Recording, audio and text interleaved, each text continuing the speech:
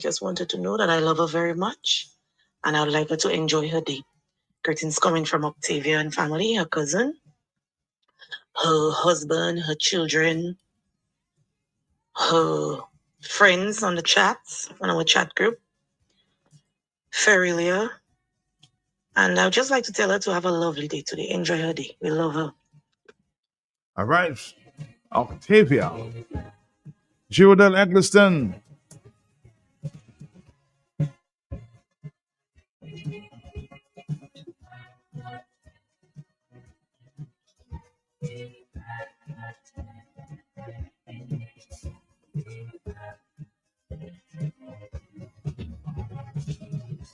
We know the key, the unity of all people.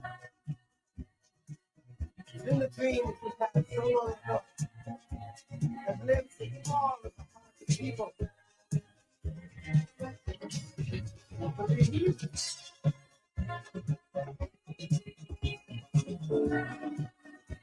We'll make the dreams become a reality. I know you will. As our hearts touch.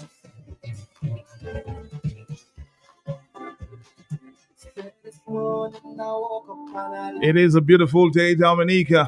September 2, 2025. I never saw this day. So another day I live, I appreciate. Don't ever wanna act too high and mighty, cause tomorrow I can fall down on my face. So in everything, Lord, I give you praise. And that puts a smile on my face. Lord, Good morning on the telephone. Sorry. thank you for that. It's a beautiful day. It's a beautiful day. Yeah. Don't pass me by. Let us unite. Got one life and let's go. It's a beautiful day. A beautiful day. It's a beautiful Sunshiny day. So yeah, go I walk through the valleys of the shadows of death. Hello, good morning to you. Thank you for not keeping me long. How you doing? I'm good on you. Okay, hanging in there. How was the night? The night was good. Woke up, exercised, and of course I'm here. Live. God, and it's Praise God, praise God. bright new day. Bright new day, yeah. Well, Matt, I want to send birthday greetings to my cousin in Guadeloupe, Finland, Tony. Today is a birthday. Matt, I want to say good morning to Hyrel and his in there, and Shuma, who in the bird. Morning to them. Good morning to all my nieces and my nephew. And Hyrel, you're born 3 September. Or Montreal. So, Matt, and to say good morning to everybody here in my voice. Bloody everything, and good morning to my sister. Love you, Matt. And to say sympathy greetings to Fabian and them. To Zadney, Sarah, my condolences to all the family. Matt, I see Fabian. Fabian is there. Yes, I saw him. He came to look for me yesterday. He's good. So that's very good. Yep. One thing is you don't forget his picture. No. Pavan is a good boy. Very good boy. Yes. So Matt understands sympathy greetings to all those who have their people that lost their loved ones. My condolences to them. And I'm just say good morning to boss. So boss, so take care of yourself. And Matt, all who get married, Matt, we have about the big wedding now. Yes. I heard about the big one, the big wedding. I thought it was you, but it wasn't you.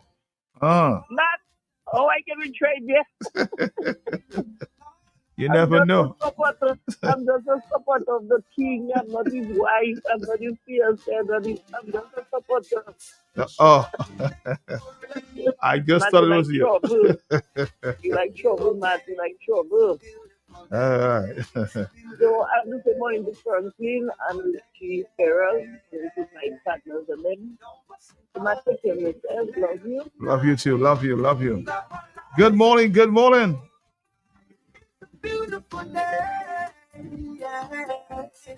Alex in Falkland, Alex in Switzerland. Good morning to you. Oh, what a beautiful day. Let's take a final phone call for the morning. That's it. Hello, yes. Good morning. Yeah. Hey, Mr. Pelton, blessed day to you, bro. Blessed day to blessings. How you doing this morning? Yeah, Yeah. blessings, Okay, bro. bro. Cold, Nice, cold. nice, nice. Yeah. Hazel, blessings to you. I heard you shout out Emil, Fabian, Sarah. Blessings to you, Emil. Mabel, Charles, blessings to you and all my guardian angels. Norma, blessings to you, Miss Dyrampel, Mrs. Dyrampel. Mr. Pelte, I sent you a video. You must, when you get some time, you must check it out here about me, your friend Motley. Read Jamaica and Barbados. Okay, I think I saw that. Okay, yeah. Very, very, very detailed and deep.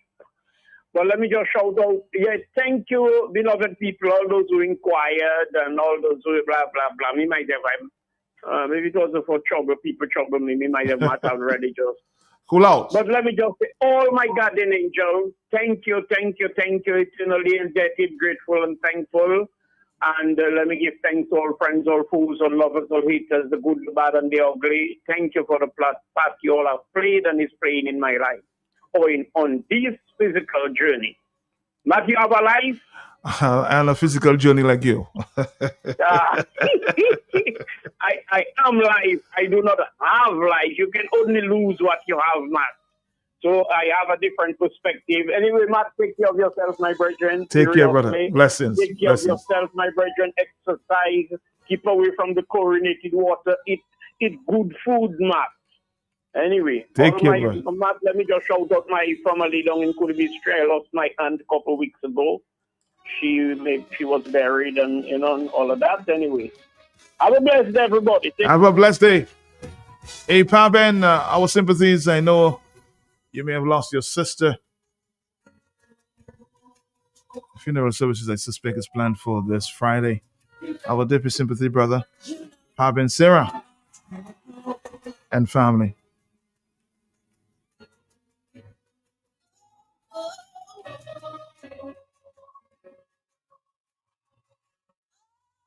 Hey, Nato, the pedicure queen, how you doing this morning?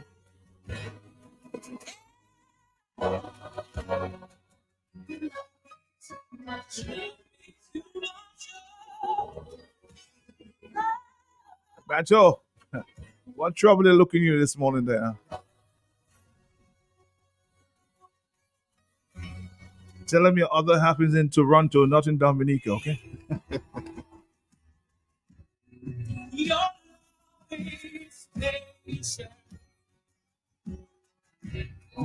You feel my heart with so much peace.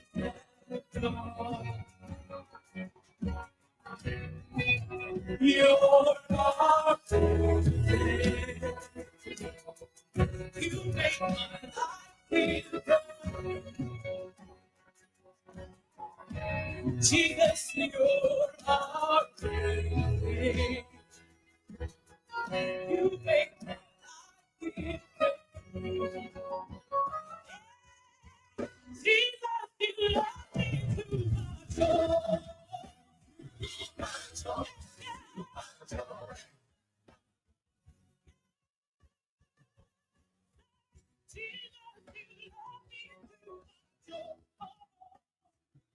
Hey, Matt. Good morning. You're back. Welcome back, sweetie. Welcome back. Welcome back. I miss you so much. Coming from the pedicure boss. You're back, sweetie. Welcome, welcome.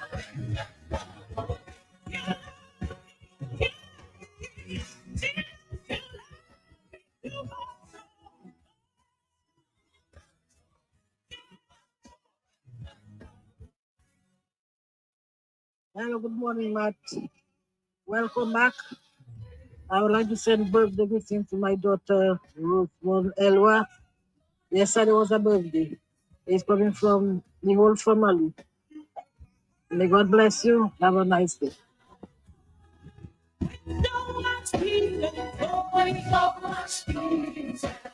Morning, my brother. Welcome back to Dominica. Have a good day. You make my life. Hey, brother Roach up there in the south. Good morning, man. a handbag. Sakafet.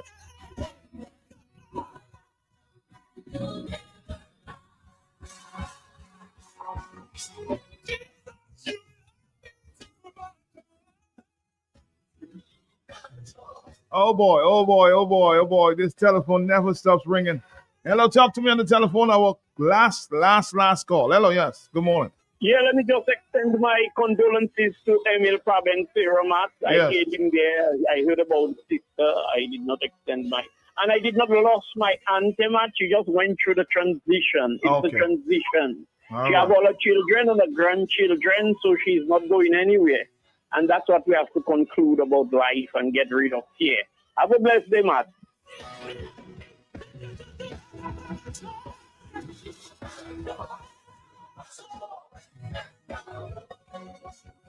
Dominica, the region, the rest of the world.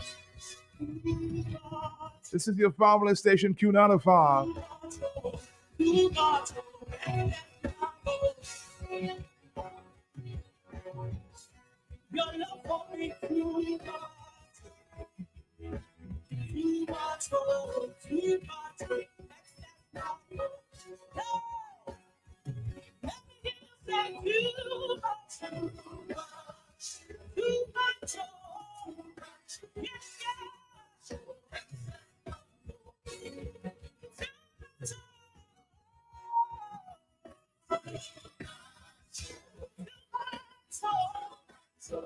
The National Hurricane Center has raised the likelihood, reports indicate of a likelihood of a tropical storm becoming a depression over the next days to 70%.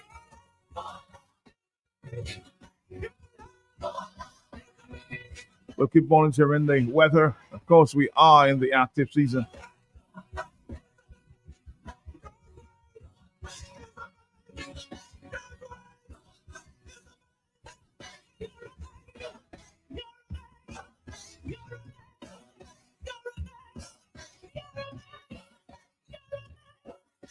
Something seems to be on the horizon, but we'll keep monitoring, okay?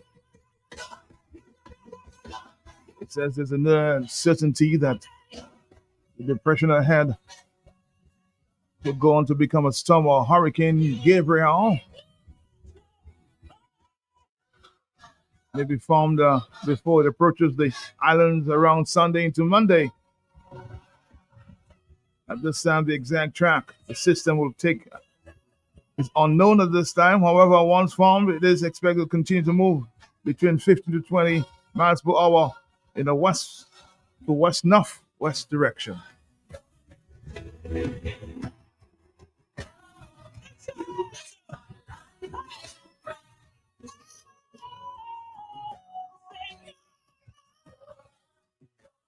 The forward motion could take it either away from the islands, relatively close, or even over the islands, from Martinique to the northern leewards.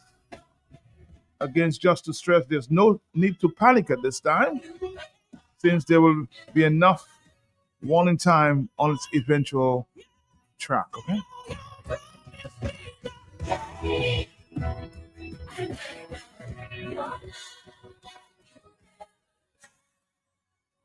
Lift your hands to him. Jesus, you love me too much. Oh. Too much, too much. Jesus, you love me too much. Oh. You love me.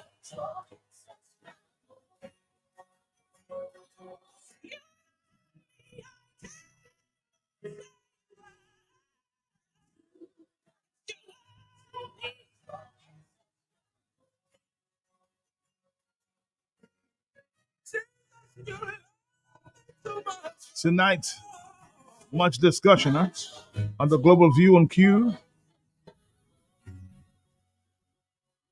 Also, to Mr. G, co-host Justice Irvin Andre, Anthony Gabriel Christian, former Prime Minister Oliver Sarafin, and former CSA General Secretary Alvin Thomas. Topic: Lessons learned from May 29, 1979 revolution.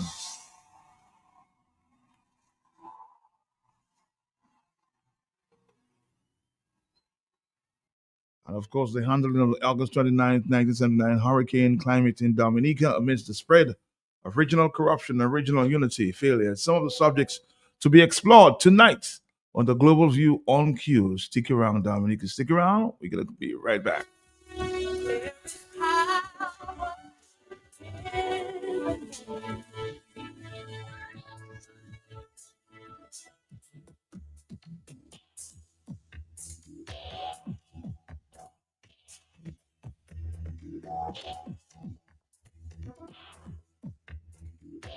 During the hurricane season, if you are evacuating, leave early so that you are not stranded by flooded roads, fallen trees, wires, and traffic jams, and make sure you have enough fuel in your vehicle and follow routes and highways. A message from Q95 FM Radio. Quartz presents the Home Event 2025, happening now at Quartz stores nationwide. It's the perfect time to refresh your home with deals you can't resist. Get up to 40% off mattresses, plus a free gift with mattress purchases $1,199 and over. 20% off appliances and TVs, plus a free recliner with select furniture purchases. Shop today with Quartz Ready Finance and get more. Don't miss the Quartz Home Event 2025. Quartz, bringing value home. Offer ends September 24th, 2025. Conditions apply. Flow's prepaid customers can now unlock big bonus rewards like bonus data, prizes, and more every time you activate a 3-day prepaid plan or larger. Activate a plan, then scratch to reveal your bonus data. Plus, get points for extra prizes. The more you activate, the more bonus data and prizes you can win. Get in on the big bonus rewards when you activate a prepaid plan. Dial *129# or visit topupflow.com to activate a plan today. Auto Trade introduces our newest line of lubricants, Valvoline, America's first branded motor oil. Valvoline has been formulating and improving motor oil longer than any other brand. From the world's first racing oil to the world's first synthetic blend, Valvoline has been trusted in engines around the world for over 150 years. Make the switch today. Choose Valvoline, the original motor oil. At Auto Trade, we only recommend the best in quality because at Auto Trade, it's more than a vehicle. It's a relationship. Valvoline lubricants, now distributed by Auto Trade. Are you tired of having the same boring breakfast every morning? Well, Monflake Oats is the healthy and perfect solution just for you. Make your breakfast exciting by adding Monflakes to your pancakes, parfait, or even milkshake. Monflake can be found in different sizes and available in granola, such as Caribbean or Hawaiian. Stop worrying about what to prepare for your breakfast, dessert, snack, or even dinner. Monflake is the best addition to your meal. Grab yourself a bag today. Locally distributed by Fine Foods Inc. and available island-wide. The range of King juices are 100% natural with no added sugar. King offers a range of refreshing juices which are enriched with vitamin C and no added preservatives. Delight yourself in one of King's nectars or treat your little ones with a Kinita box string at a refreshingly low price today. Keen, the juice in our lives. Sold at major supermarkets island-wide, distributed by Fine Foods Inc. The views expressed during this program are not necessarily those of Wise Q95 FM Radio. Wise Q95 FM Radio has not been able to independently verify the factual correctness or the allegations and statements made during the course of this program and cannot vouch for their accuracy. Therefore, Wise Q95 FM Radio will not accept any responsibility or liability for the statements or allegations made in the course of this program. At Bloombox, we now carry and are fully stocked in granola fertilizers. Urea 46%, great for leafy green 15-15-50, great for all vegetables or young fruit trees 20-20-20, best for foliar spray and seedings and small vegetables 12-12-17, great for tree crops or flowering vegetables and fruits 12-24-12, root crop fertilizer like dasheen and white potato 12-4-28, great for tree crops or flowering vegetables and fruits, red potash for fruit trees and vegetables. All the fertilizers you need are available at Bloombox, located on Federation Drive, Goodwill, second property on the right after the Valley Link Road. Your one-stop shop for everything that grows. Let's bloom together. Attention, small and medium-sized businesses. Ready to reduce high electricity costs? The CARICOM Development Fund, in collaboration with the National Bank of Dominica, presents the Renewable Energy and Energy Efficiency Project Identification Forum, happening September 10th, 2025 at the Fort Young Hotel in Roseau from 9 a.m. Their SMEs will meet technical experts, develop viable renewable energy and energy efficiency projects to save on energy costs. Women business owners and operators are especially invited to attend. Interested persons are encouraged to register online via www.caricomdevelopmentfund.org or via WhatsApp at 1-246-234-0758. Don't miss this opportunity to reduce your electricity cost. September 10th, Fort Young Hotel, 9 a.m. Register now.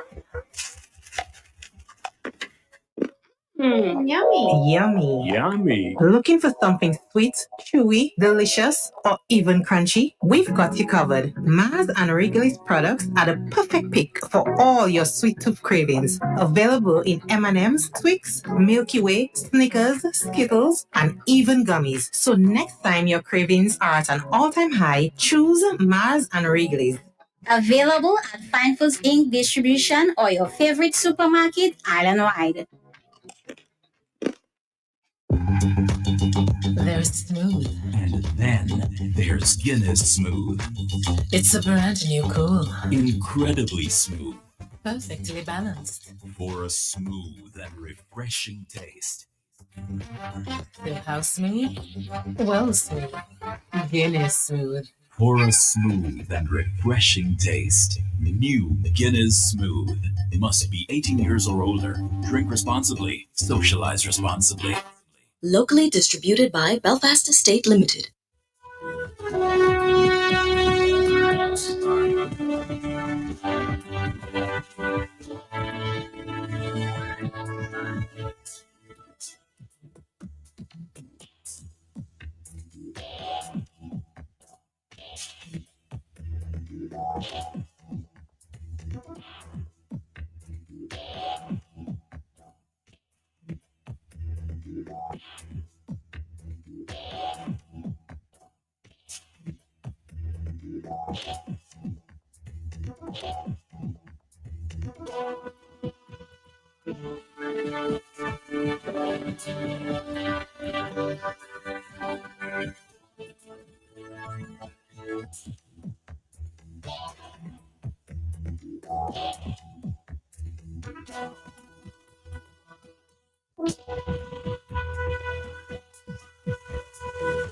Eight 33.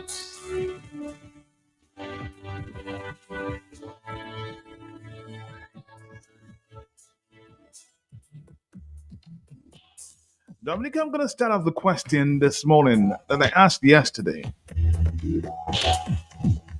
That seem I'm not too sure whether it's the first time. You've heard it many times, but I need for emphasis to reiterate. For those who may have any doubts, I think Mr. Clarence Christian sort of challenged me yesterday. I asked him a question, and he obviously dodged that question.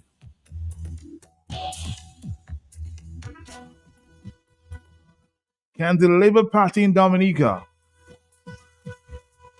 the ruling government, win an election in Dominica without importing voters from the diaspora?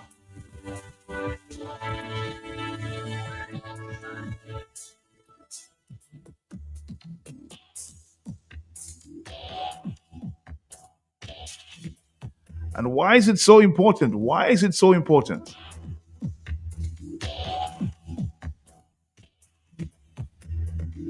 I mean, it's the people in Dominica that pay their taxes, the people in Dominica that see the guaye. So why people from the outside has to come in and place the government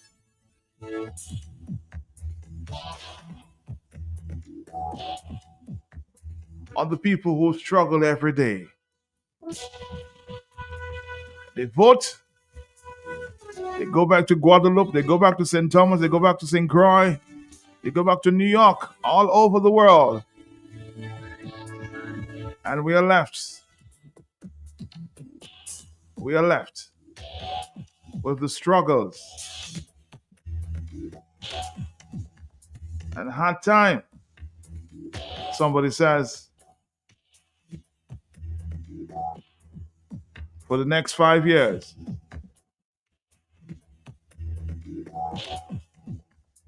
Yesterday, I was reminded of a clip, an interview done by, I think, my lister down there in Grenada.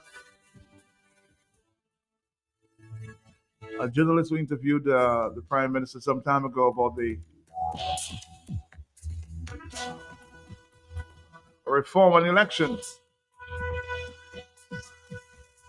And in that clip, he admitted, yes, they are important voters to Dominica.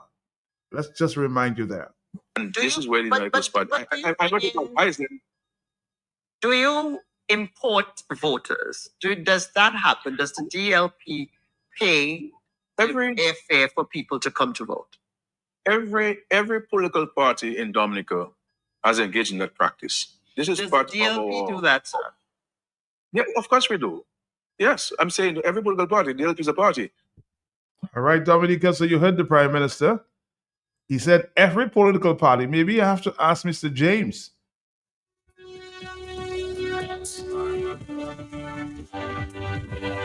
And members of the Freedom Party.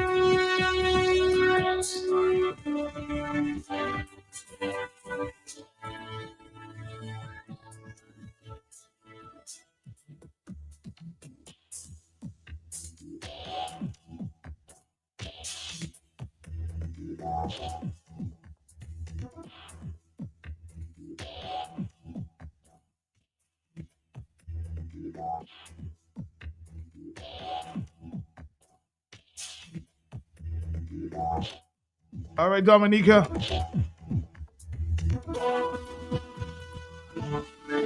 Yes, in a recent interview, a couple of months ago, I will admit, he said, we do import voters.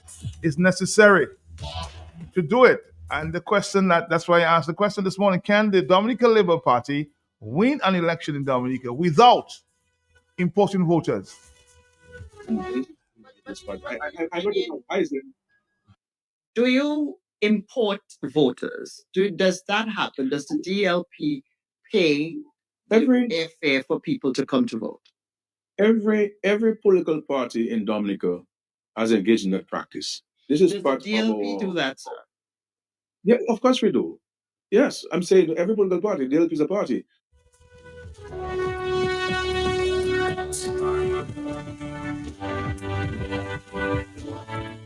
All right, Dominica. I didn't say it. He said it, not me, huh? Franklin Peter Moses, how you doing this morning? I love your colors. I won't disclose what colors you're wearing this morning, but I love your colors. How you doing this morning? You good? Well, I wear red. Some people red with envy, and no, they blue with envy. Yeah, ask me the question again. Do we import? No, Eugenia Charles is not alive, so I can't ask. Well, I ask Mr. James whether they have imported voters during the elections. Well, Matt. The thing is, we as a United Workers Party, we work for the people. But ask me if how you Junior Charles would say. How you Junior Charles say it? Well, I know for sure that we've never encouraged people to bring any person who's not lived in this country for a considerable period of time. It's unfair. Ask me a scary. Ask me a scary though. What scary to say? How scary to say? Well, of course we do. Dominique, over here. Let's take your phone calls 449-3095-9697. Oh boy. Yes, let's do it again. That is why we are where we are today. The Labour Party cannot win an election for the last 3 election cycles based on the population or the resident population of Dominica. And are you confident about that? Very confident. Because this is why, and in fact I'm going to get there and you'll see why. The chief elections officer has again played the hands of the Labour Party. We want a special consideration for non-residents, Dominicans living overseas, who are going to be here for Creole Festival, etc., and the independence to allow them to reconfirm. As I spelled here, all the 6 on the East Coast, Castlebruce, La Plaine, Grand Fort, Rivière Syriac, those on the West Coast, Maho, St. Joseph, these 6 are won by persons resident overseas. They are there. They calculate how many we need for them to get over the boundary and give with an extra 10 or 15, and we bring them in. They did it when I contest the election. There were people in the line with their suitcase in their hand. That lady who is now, they just reappointed her after the Syria debacle. She's the one who started the importation of voters in Dominica.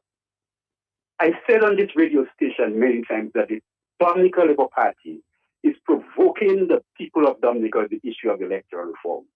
And provocation continues. It's getting intensified. You rush legislation, you enter parliament. You accuse the Dominican people, particularly the opposition United Workers Party, of asking for electoral reform. Now we are giving it to them, they do not want it. They are senior citizens, patriots of this country, before the court, charged, arrested, because they were demonstrating for more meaningful electoral reform, complete registration, campaign finance regulation. You decide you're not giving it to them. You decide that you need more time for campaign finance regulation. You did not give it them. You accused the United Workers Party of not wanting reform. 5 months after you passed the damn legislation, excuse my language, Matt, you're coming back in Parliament in emergency session to ask for an amendment to the legislation to facilitate the commencement of confirmation. Within its 5 month period, Martha Peltier, given the population of Dominica, which is less than 70,000 people, the number of registered voters or qualified to vote would be about 40, 50, let's even put it 60%. You could have had all of them be registered and have a new register list. Or parfait, because you want to facilitate those persons overseas. The chief elections officer comes and says, hey, there is a glitch between the legislation and the regulation. This is why we have to go back to Parliament. Marcus Peltier, the legislature amendment passed at Parliament was basically to give the Electoral Commission more time, an additional 1 month to get ready for the confirmation process. And yes, nothing about the form, nothing about the primary legislation. This is what we want to correct. What it is because we realize that the form for confirmation has nothing about residency. But when you come to vote, I have a right to ask you where you are resident. So therefore, there's a conflict between those persons who are resident overseas. The Labour Party is provoking the people of Dominica to the issue of electoral reform. And unless the way it's going on, they just want to see something happen with it. It is not right. It is not right for you to do that with people. When all the Caribbean islands have done electoral reform simply and easily, for you have to have senior citizens in court charged on the issue of electoral reform. You claim you need more time. You said, okay, we will do the amendments to electoral, the issue of campaign finance regulation by amendment. Move the Parliament. You just came back to Parliament. Why the hell did you come back with amendments and bring in the provisions for campaign finance regulation one time. You had the draft before you. You had 5 months to consider it in addition to the year plus you had prior. Mr. Skerritt and you and your administration, you're provoking the people of Dominica. And Dominicans are not that stupid. At some point, it will rise. This is where the good spot. I don't know. Why is it? Do you import voters? Does that happen? Does the DLP pay every airfare for people to come to vote? Every political party in Dominica has engaged in that practice. This is Does part the DLP of do that, sir? Yeah, of course we do. Yes, I'm saying every political party, DLP is a party.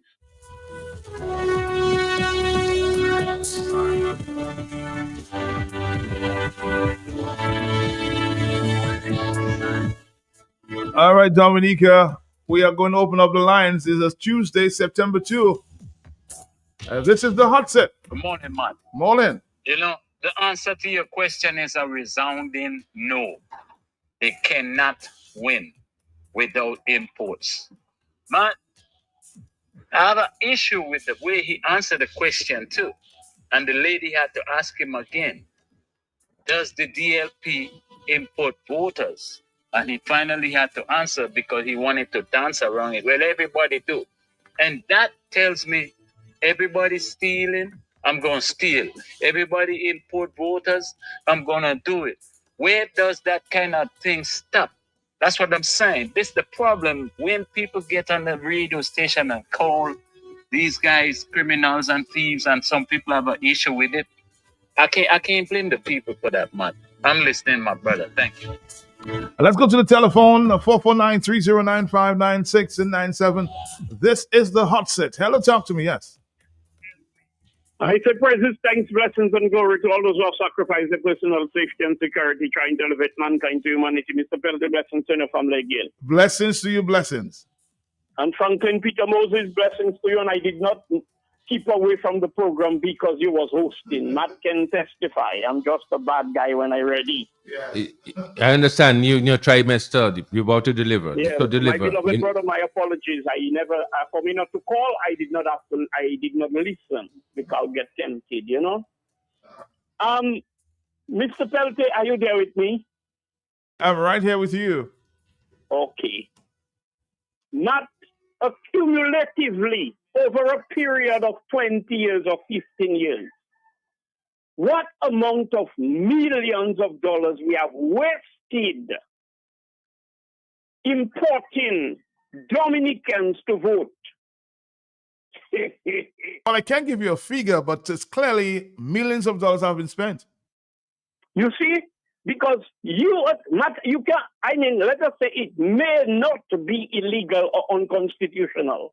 It may be unethical. So nobody can take you to court. Maybe somebody can take you to court. Maybe there's some legal grounds on which they can charge you because, Matt, you need a free and fair election. And if it is disadvantageous to the opposition, Matt, wouldn't that be illegal, Matt? Mm-hmm. For you to go in a court of law, they charge me for marijuana, but you're on everybody smoking marijuana. Matt, do you think the judge or the magistrate or whoever it is would say, well, okay, go and do your business, but no law, not even the Constitution. Matt, Dominica is not hemorrhaging in the sense where you have a patient that is hemorrhaging and you need an unlimited blood supply. So you need donors. An election can be called with 1,000 people in Dominica and determine a government. Isn't that so, Matt? Yep. 5,000 people, 3,000 people can determine a government in Dominica, but it's because you're stealing, so you're creating an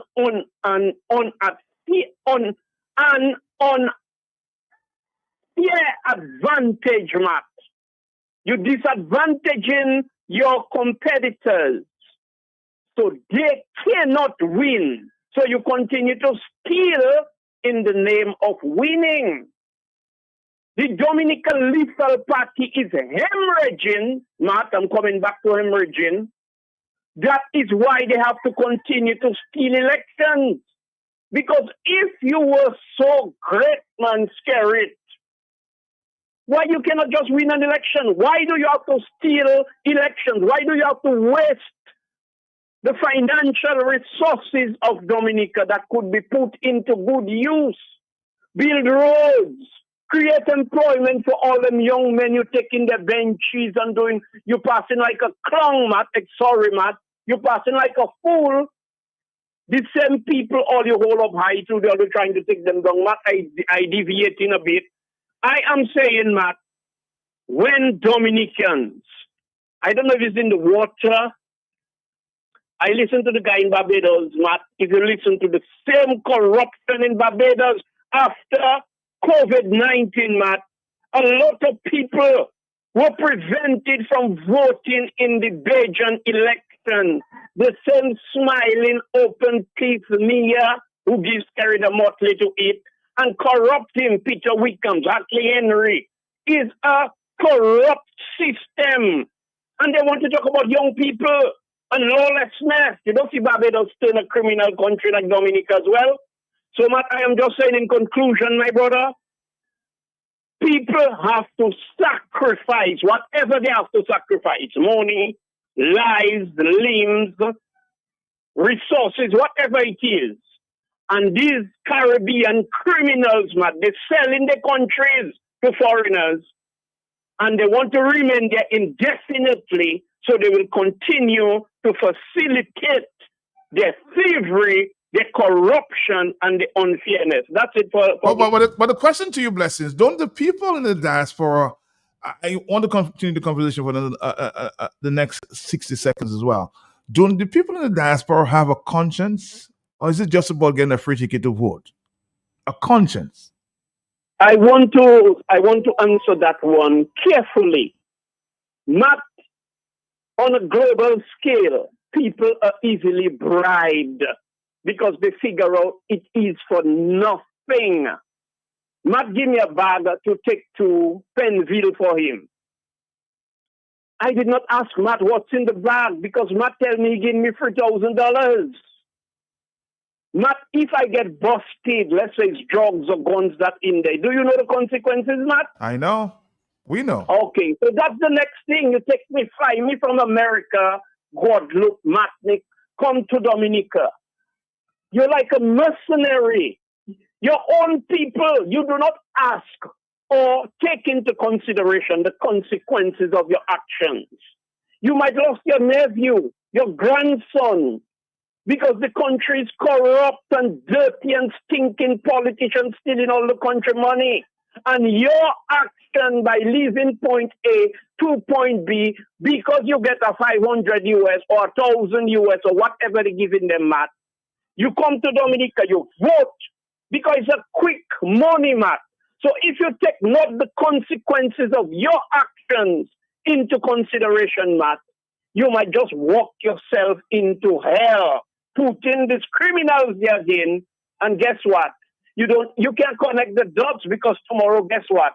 Somebody murder your son, your mother, your daughter, not realizing is the accumulation or the ramification of your action that caused you to end up in that. So I don't want to judge them and say that sometimes some of them have no common sense, no discretion. So it is so damn sad, Matt. I don't want to blame the victim. I want to blame the victimizers, the criminals that are bribing the people of Dominica to maintain the momentum of criminality and thievery. Thank you, my brother. All right, Blessings. Thank you for the question. Thank you for the answer. 449-3095-96 and 97. Do you import voters? Does that happen? Does the DLP pay airfare for people to come to vote? Every political party in Dominica has engaged in that practice. This is Does part the DLP of do that, sir? Yeah, of course we do. Yes, I'm saying every political party, DLP is a party. The question that you just asked is very obvious still. That is why we are where we are today. The Labour Party cannot win an election. All right, 449-30. Let's take more phone calls. It's already 8:55 time. It's not on our side. Hello, talk to me, yes? Yes, Matt. 8:55 is my time to call. Matt, I have a cousin, a few cousins in America. in New York and so on. Matt, they have been offered tickets. They brought tickets to them, Matt, on the day before to come to vote on around the last two elections, not the 2022 one, 2014 and 2019. And they refused. One of them says she loves to see Roosevelt Skerrit so much, but she cannot come to Dominica and put people on our backs because we are here in Dominica suffering, paying the tax, everything like that, and they are over there in America and quote unquote have a good life up there, so they're not coming and put government on people back in Dominica. I tell you, up to the day before they bring in something to bring these people down, but they refuse to come back. So Roosevelt Skerrit and everybody, the lady who was interviewing Roosevelt Skerrit, just did not get the chance to ask the next question when Roosevelt Skerrit said yes. So he import voters and everybody else import voters. She just didn't have the chance to ask him. So do you have proof as to whether anybody is importing voters? He would have been stopped right there. Good morning, Matt. Good morning to you, Matt. Good morning to you from California and the Diasporans from California in that as well. 44930. I did not say it. Somebody said it. Hello, talk to me. I don't have the proof of that. Hello, talk to me. Yes, good morning. Good morning, Mr. Pelty. Good morning to you. How you doing? Fine, thank you. I always warn people I did not understand till I come to understand the word of God. Bribing is not a good thing to do. The Bible in the book of Deuteronomy warn you, tell you, it will make you get blind, it will give you blindness and poverty. If you go in the book of Proverbs, you see that. And in most part of the Bible, God is warning against bribery. I had a friend who came some years ago, before the last election I went to him. I see her in Dominica. She's my friend from schoolmate. And we always saw. When I saw her, I said, "Hey, you here?" Yes. She said somebody, our minister, gave her ticket so that she could come and vote for. I explained to her, you can't do that. And explained to her. She said that, well, she's my friend, and I just come to support her. As soon as she went back, they didn't take long. She died. Now, the person who gave her the ticket there is in problem now. The person who gave her the ticket is in problem now. So when you see you do those things, theft and things will happen to you that you will not want to. We have to learn to do things right because the Bible said that all he wants is justice, love, mercy, and work humbly for you. You have to learn to do the things there. As well, if I say lotto is not a good thing, God prays, people will make noise. But all these things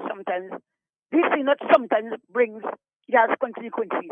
So that bribing thing, they must stop that. Because when they think it's good, it may not be there, but it may be the family.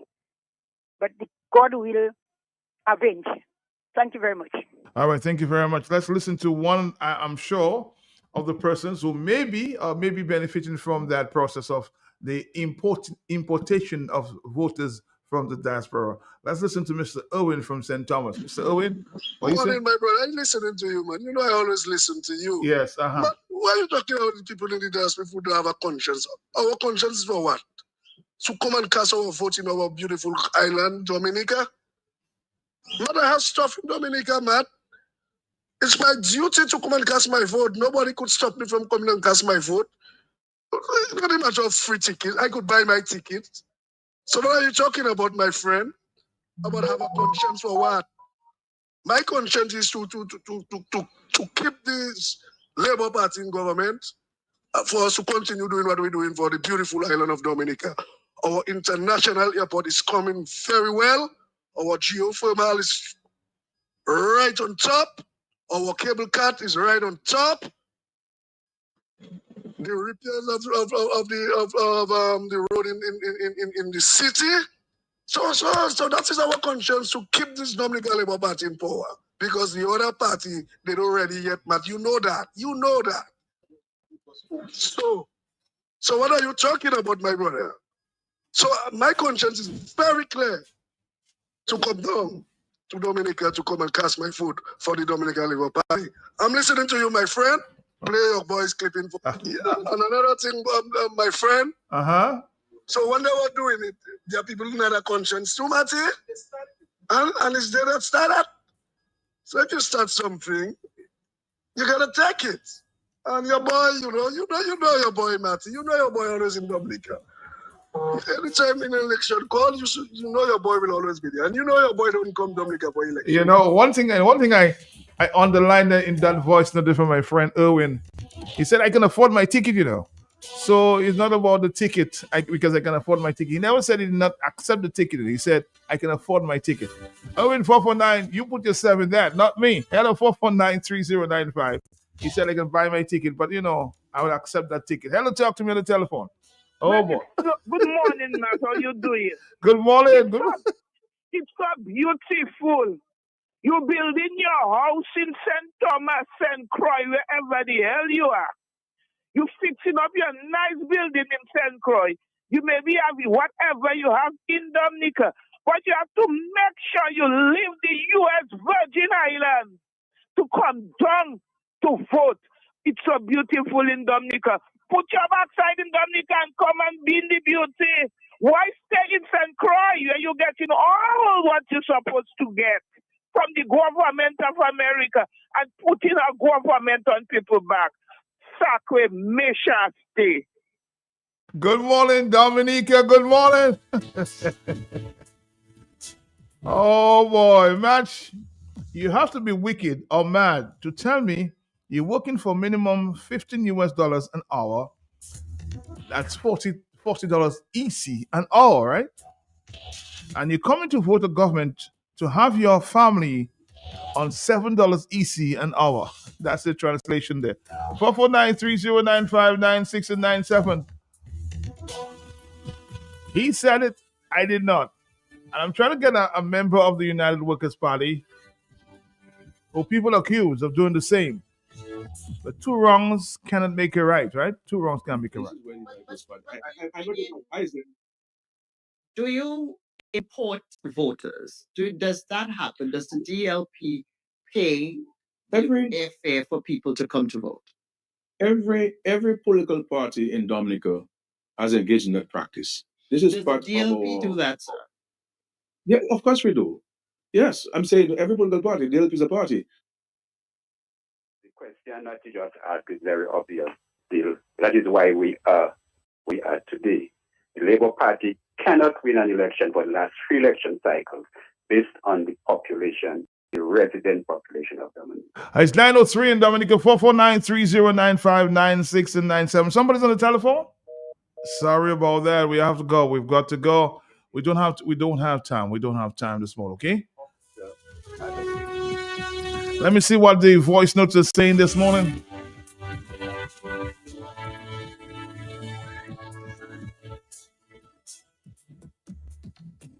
Somebody saying, if he can buy his tickets, why don't he do that? That kind of ignorance has its rewards, and it won't be pretty. More telephone calls. Hello, talk to me. Yes? Yes, Matt. Yes, I. Yes, I. Yes, Matt. Matt, that friend of ours from St. Thomas of St. Croix, these brown noses, Matt, these sycophants, they cannot tell you a good reason, apart from whatever they are getting from Labour Party, any good reason why they are voting Labour Party. And Matt, Labour Party will not, because this is why anytime they win an election, a month later, Matt, they have a sit down to try and have new strategies. Matt, I could call names of people I know who are on that board or whatever to try and get strategies. I would. I don't get vexed with my very good friends at all. Oh, stay away from calling names. And stay away from calling names. Yes, Please. yes. We wouldn't do that. We wouldn't do that at all because Okay. I don't get sued, and I do not want Canada to get sued. Mhm. You know, but that happened, Matt. A month after election, they have in a meeting every month, and because the election come every 2 weeks. They have in an election and brainstorming as to how to win an election, and tell Roosevelt Skerritt and Clarence Christian and the rest to prove me wrong. All right, somebody's asking the question. Was the recent appointment, just a question, was the recent appointment of the UK to the UK in light of a threat of crossing back over to the floor? I suspect that person may be talking to Lauren Barnes Roberts, but I don't know that. I'd have to ask Lauren herself, 449-3095-96 and 97. Was it a threat Did Lauren threaten to cross the floor? That's what somebody's asking. Hello, talk to me on the telephone, yes? Oh, 449, we keep missing the calls. Let's take another phone call. Yes, good. Yes, hello. Can you play Pastor Rodney commentary from last night? You can play calls, please. Yes, I'm working it as we speak. Hello, 449-309-59697. Hello, talk to me, yes? Good morning to you, Mark. Morning to you. Morning. Good morning to all Dominicans, home and abroad. Mark, I heard you saying a little earlier, I not too long get connected, that you get to a member of the Advocates Party, one of the executives, to say something about whether they were involved in the same process in terms of buying voters to come to Dominica. Mark, any one of us can answer that. Any one of us. If we are honest people, any one of us can answer that. Mark. So what's your answer? Let me answer, Mark. It was Mr. Lennox Clinton, who came out publicly and said, whoever was doing it, whether in the Workers' Party, Freedom Party, Labour Party, if something is wrong, it is wrong, and we cannot continue in doing wrong things. He gave an example, Mark. I remember, go back to the clip. He said, if you were doing something wrong at home, should your wife do the same wrong thing? He said, no, if that is happening, it will never change. So these people were doing it now before. If they were doing it, now is a new day. Nobody should do it because it is wrong according to the laws, Mark. Well, that's what I said earlier. Two wrongs don't make a right. Yes. Exactly, Mark. Mark, this is an ungodly thing, Mark, I pay up to $700 from Tortola to come to vote to Dominica. And my wife has been, that's the first time you hear me say that. My wife has been warning me, Tony, even if you pay your way, it is wrong. But one day I said, but it's true, I go and I pay my way, the law I could pay my, but this is something can be law, but it's wrong, man. When they were beating up the slaves, it was lawful for them to do it, but Mark, that was immoral. And I thought of that and I said, no, you see me, I'm not going to go back to Dominica to vote for nobody. It's my country, but I'm not living in the country. It is immoral for me to be going down there to vote. I'm not. I stand on that. They pass a law there that is still tickling my mind, but I want all of us to understand what those of us who are in the diaspora, please, I beg you all this morning, allow the people who are taking their pains in Dominica to take their own decisions. Let's stay away from them and let's just watch what is going on and let's hope for the best for our country. Mark, thank you very much. Thank you, bro. You do not need to ask no executive member in the Workers' Party to answer this question again. It is already answered by Morning, Matt. This is Saro here. Let me say that to Erwin and every diaspora. Matt, you see me, Saro? I come in Dominica to vote. Believe me, because I don't live in Dominica. I wouldn't come down to Dominica to vote. I will come Dominica to a little party, whatever, to help boost the economy. But you see, voting? No. And Erwin, you fail. You fail, Erwin. But Erwin, Dominica is not beautiful with people's pockets. Of course, Dominica is beautiful. Oh, yes, lovely island. We all know that. But the beautiful, I want Dominica, the beautiful is the people pocket. My boy, I don't care who is government, who is prime minister, who is this, who is that, But my concern is about the people's pocket. L'argent poche moon, people can't afford, they can't buy, they want to buy, they cannot buy it. That's why it is. And it's not politics in that, my brother. So long I born, I make 60 August 27th, and Dominica getting worse. The people's pocket is getting worse. Up to now, we don't know why Ross go. We don't know why Ross leave us up to now. Up to now. You understand what I'm saying? Look, they're asking him a question. Do you bring down people to vote? You going wrong the bend. Like. You're a chief, my brother. You're a liar. Or everybody doing it. Or it's not the first time. Then that's got to you. You understand? Erwin, take the red bus you have up there, the red nice bus. Put it on a content and go down Dominica run tourists. Pursue, sell. Use my boy, but hello. Nah, man, there ain't no politics, man. Dominica badly off. And everybody know that. Dominica is just wicked. That's all it is.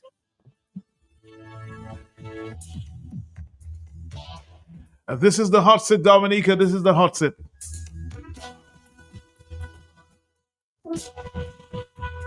The biggest morning show on radio. Good morning to you on the telephone. Are you there?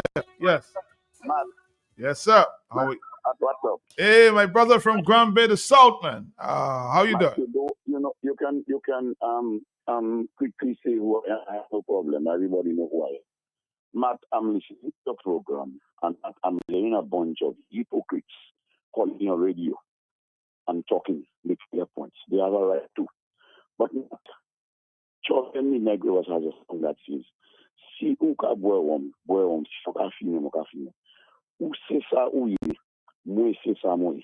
Matt, the very people that calling you there and saying what they say in their mouth are the very people who on social media, who on your program right now, in calling with you, blasting and saying so many things, influencing people to vote the other side. Matt, these are the very people who raise funds from overseas to send down here for the United Workers' Party, Matt.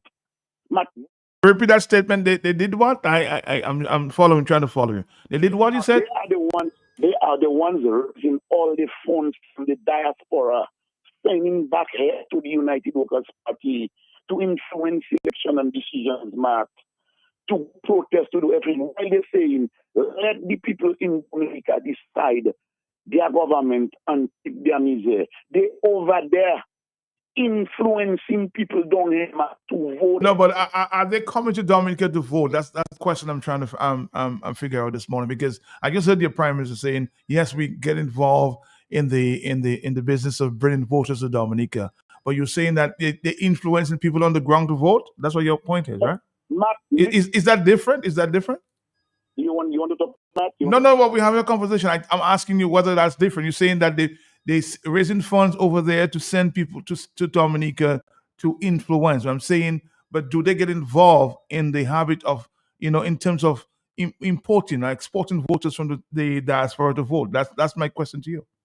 You're not giving me a chance to talk, Matt. I'm giving you a chance because I want you to answer my questions as well. But go ahead, my brother. Go ahead. I am seeing the people who are calling talk show this morning, calling on speaking. These people are doing that to see and trying to influence people not to come down here to vote. But these are the very same people that influencing the other side, the opposition side, to vote against the Labour Party. And these are the very same people who are raising funds. But is something wrong with that, my brother? Is something wrong in trying to raise funds? The Labour Party, and we will agree, both of us will agree, the Labour Party is the party of the most largesse on the island. So they're raising funds on the other side to, of course, influence the vote in Dominica. But the question, what we're talking about this morning, is the diasporans coming down to vote? That's the question this morning.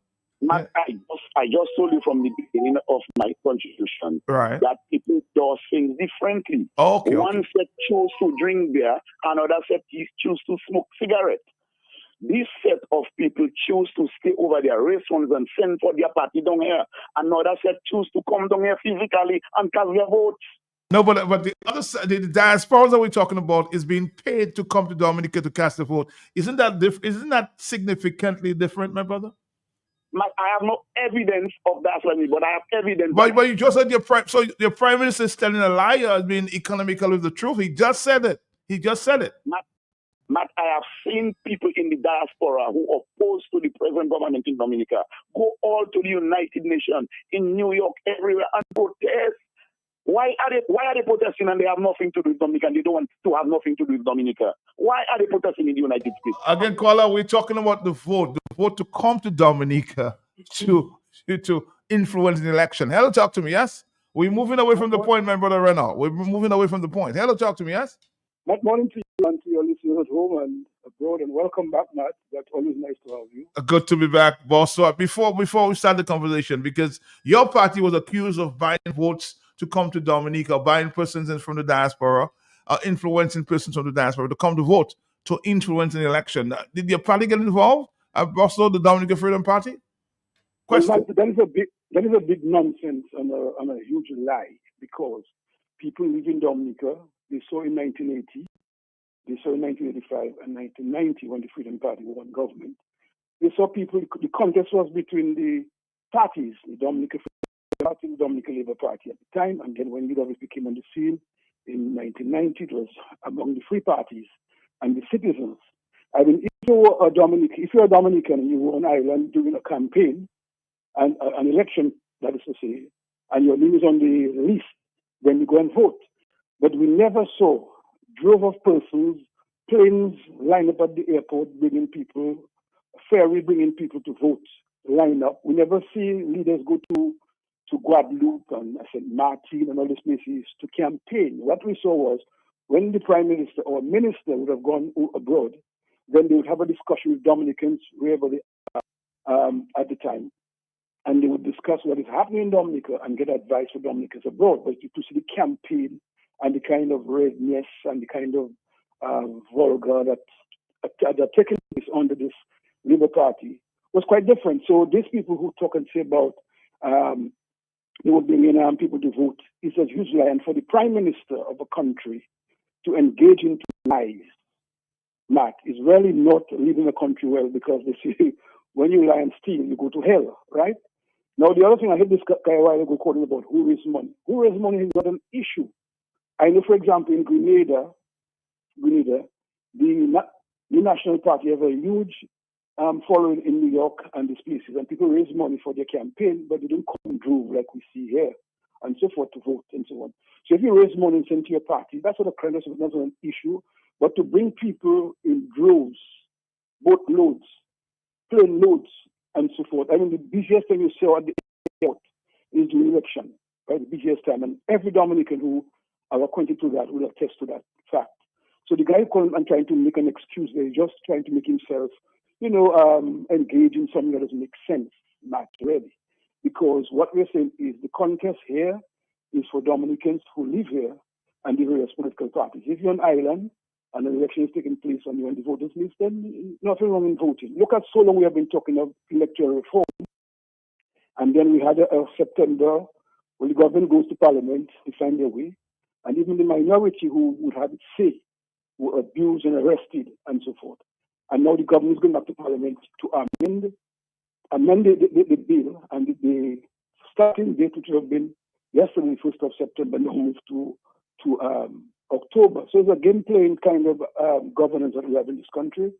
And I guess we engage in that for as long as we want as a people. And look at the campaign quickly in Jamaica, and you see the government had to come there and account for their stewardship over the last 9 years. 9 years in government, the stewardship, and see what they have done and what they plan to do in their third term. The opposition is pressing them on what has not been done and what was not done properly. And there is a very heavy contest between the Jamaican Labour Party, which is green, the color, and the People's National Party, and so forth. So that contest is on. You can see a contest where the government is engaged more in the program of development in Jamaica and the opposition itself to a certain extent. And they're not assassinating people's character and feeling people who have a right to show up themselves in politics on behalf of their country. They feel everybody have a right to contest and you put forward your program. But in Dominica, they would call the people names who do have right to be government, who do have right to find, as if, well, they own the country and only they alone can show themselves interested. So it tells you we have a real issue in this country, and unless we as a people can understand that and wake up and decide right is right and wrong is wrong, we're in trouble. I mean, I tell you, the JLP is fighting for life in Jamaica after 2 terms in government. In our country, we have a government, we have 5 terms in government, it's 25 years, and they're lying and doing other things, and people are calling to defend them. That is so sad. Thank you, Matt. All right, thank you, too. We're going to take a break, Dominica, and we'll come right back to continue the big discussion there. Can the Labour Party win an election in Dominica without the votes from the diaspora? Just received Able Farm evaporated milk, delicious and nutritious, rich and creamy, perfect for all uses. For drinking, for tea, coffee, cocoa, punches, juices, cooking, baking, ice pops, and ice cream, and everything else. Prices start as low as $1.55 per can. Able Farm evaporated milk, available in varieties, each in 2 sizes of cans. Able Farm evaporated milk, available wholesale and retail at ESA Trading Limited. That milk nice, boy. ESA Trading Limited, making a difference for you. Milky milk, milky milk, milky, milky milk. Milky milk, milky milk. It's in the feeling in our weeks. It's in the meaning in our start. It's the thing that sets us apart. Who we are. Let's get rid of all these body pains. Strong, no matter what we keep things going. Before we move on, it's up in the sky. Send it to come, let your rhythm flow. Exciting news from AutoTrade. Incredible savings are here. Take advantage of AutoTrade's Thrifty Thursday promotion. Mark your calendars. On the last Thursday of each month, AutoTrade is offering up to 20% off items throughout the store. Yes, 20% off. But wait, here's more. Keep your eyes peeled for our exclusive Deal of the Day offer, bringing you even bigger discounts on select items. Whether you're looking for car accessories, maintenance essentials, or just browsing for a great deal, we've got you covered. So be sure to swing by AutoTrade every last Thursday. At AutoTrade, it's more than a vehicle. It's a relationship. Terms and conditions. News, Dominica Do It Center is now even closer to you with the opening of Do It Center Express, conveniently located on Cork Street, right next to Fresh Market. Get all your home improvement essentials with everything from tools and paints to home decor and more. Plus, enjoy the same great service you know and trust. Now, just a quick stop in the city. Visit us today at Do It Center Express, your partner in home improvement. Now, closer than ever. Yes, but if they could, they would say something like this. I like Linus very to tell my daughter, my family brought me to Linus after I died. And the way Linus took care of my body with respect and dignity, my Linhurst Funeral Home, 30 years of experience, professional, reliable and compassionate service. We've had 24-hour emergency service. So long, Munumo, Pakite Anye Batu PA 449-1800, 275-7564, 449-2100, or the emergency number 277-1800. Evakite to be Linhurst. That time is for you to breathe and grieve. Linhurst is not willing that any should die, but Bobot, Zandra, you must go. So when you go with the best chaperone. Linus Funeral Home. Mama Tutu family, si c'est pas Linus, il a fini à l'effet. Our numbers are 449-1800, 449-2100, 275-7564, and 276-0400.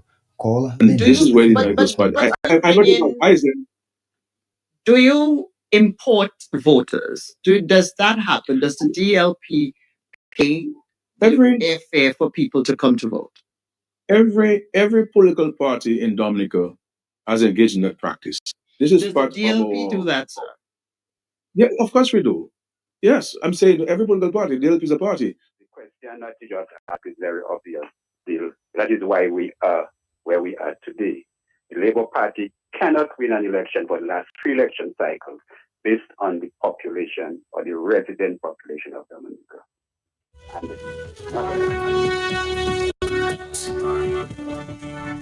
We continue in the morning. Somebody called Richardson Dick on the Facebook page says Kerry can never ever win an election without importing voters.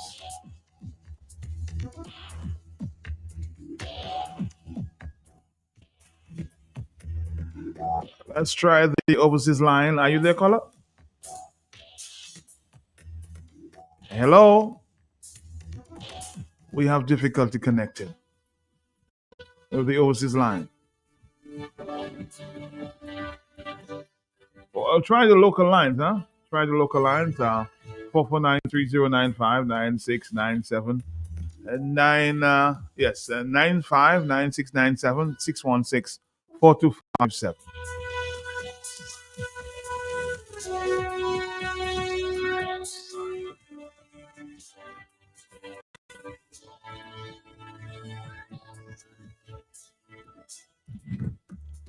Okay, let's see. Go back to the telephone. Are you there, caller? Yes?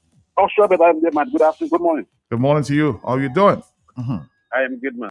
Okay. Matt, earlier on, you asked if those people who come to Dominica to vote during the election, those who are purchased, do they have a conscience?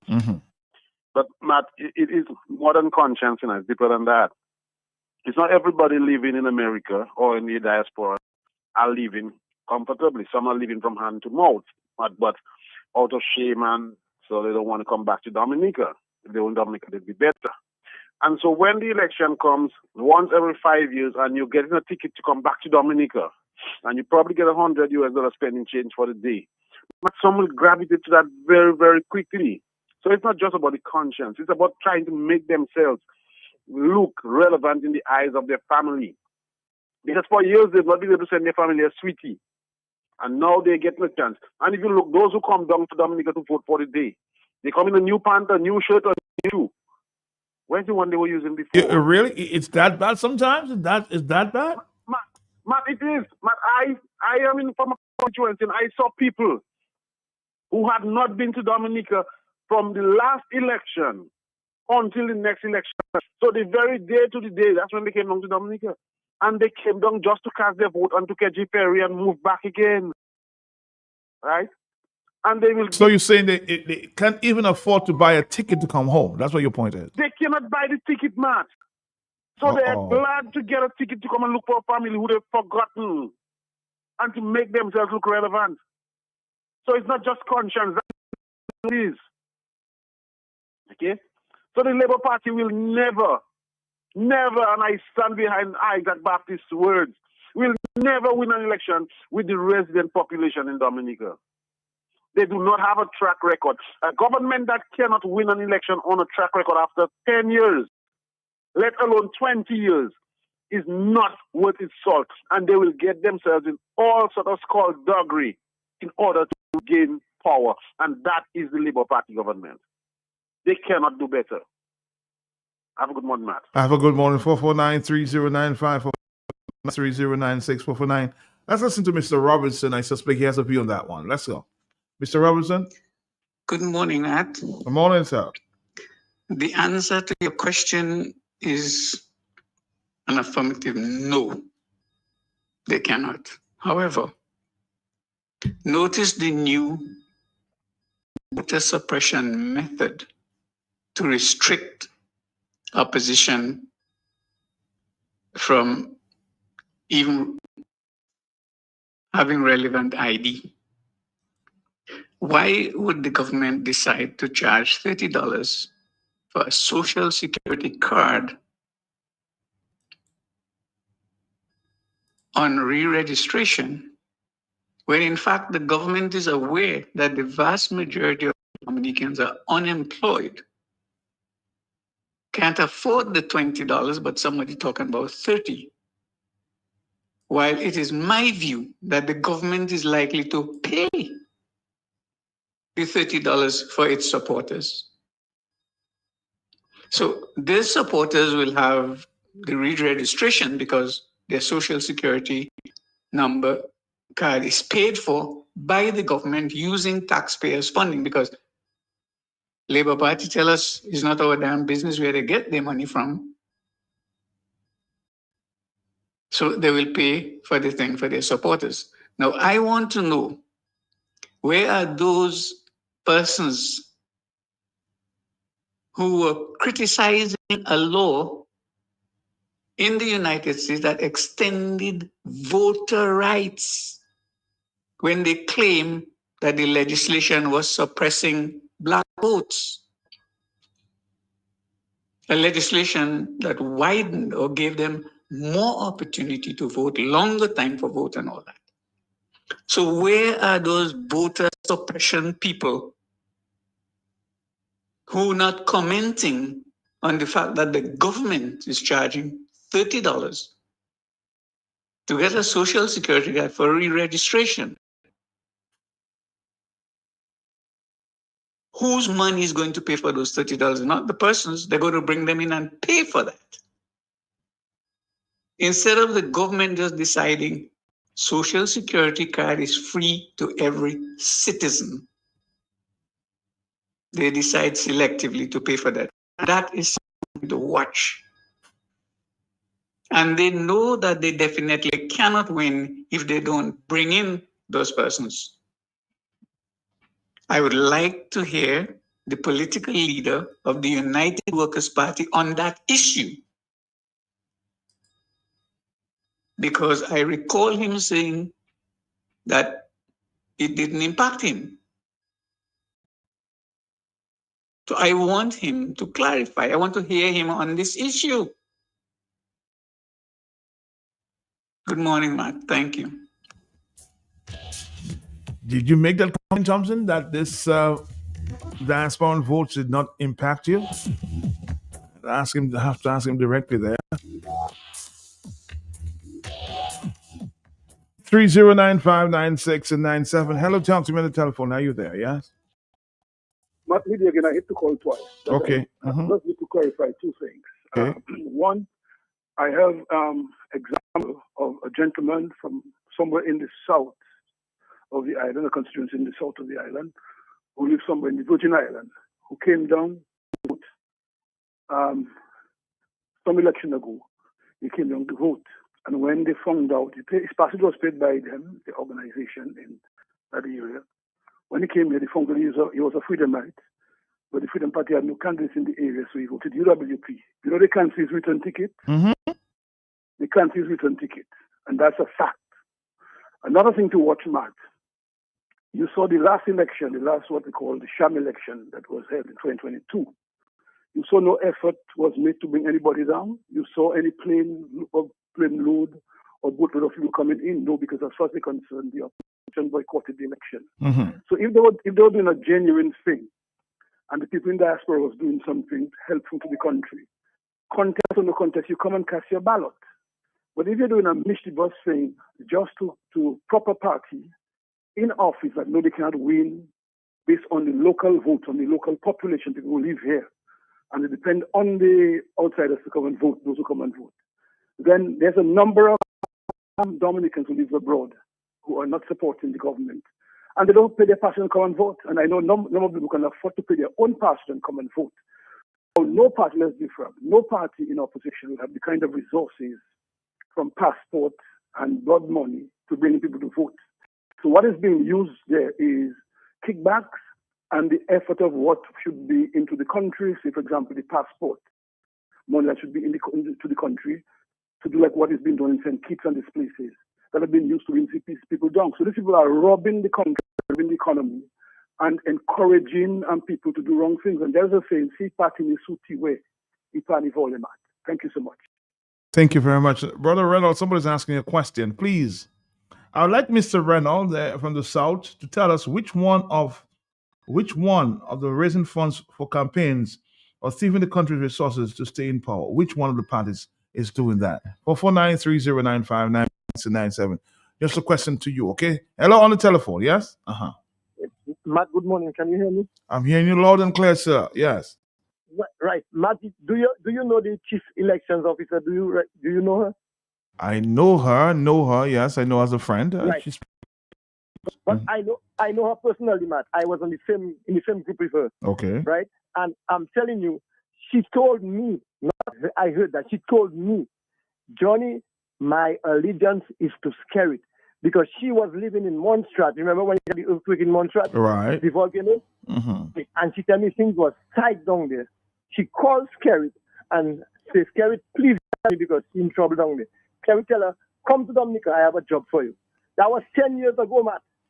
And you're saying she said to you, what the problem is, Johnny, she may have said that to you, but I'd like her to get her side of the story. But you're standing by your story.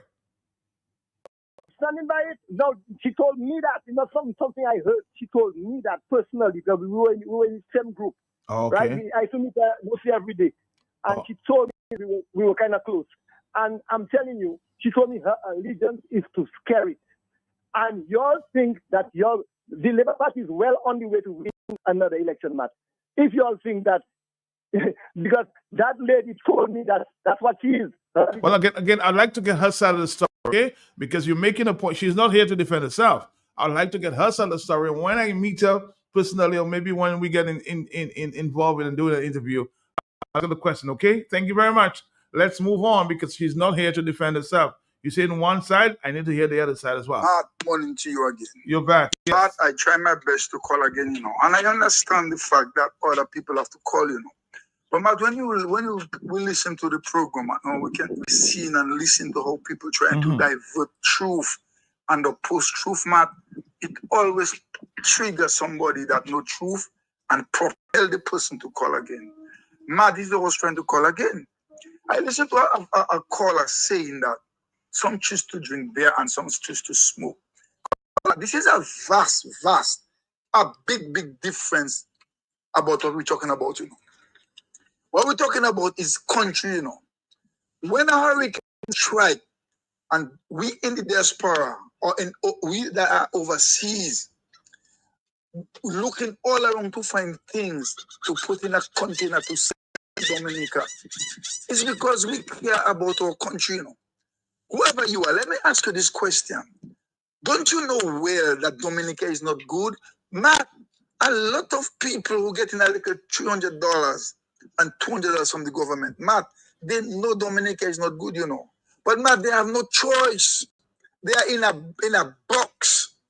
No, we in the diaspora, we want the best for our country. We know that Dominica is not good. Matt, let me tell the caller, me to have my adopted mother have a toe problem with sugar, and they cut the toe. 3 days later, she cannot get antibiotics. She could not get administered antibiotics, Matt.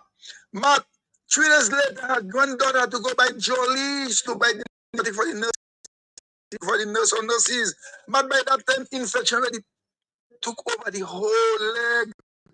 My adopted sister, thank God for a doctor. I know better. I'm not going to call no name, man. Who sent her a prescription, what she's going to need. Rush it up, and come to Dominica with all what was needed. And they cut the leg, Matt. The leg get cured after the surgery because the medicines or whatever needed was there. Matt, had they cut the lady leg now without medicine, won't she be a dead woman today? Yes, she would. I'm not a doctor, but if they couldn't take care of a toe, because infection took over because there was no medicine for a toe. If they cut the whole leg, what will happen, Matt? But man, we in the diaspora, we know our country is not good. So what we are doing is that we are encouraging people to take courage to change the government that have the country in a mess. That's what we are doing. But when you come to vote, we are saying it is wrong. Although we know the country is not good, but we do not want to come down to vote and take decision for the people of Dominica.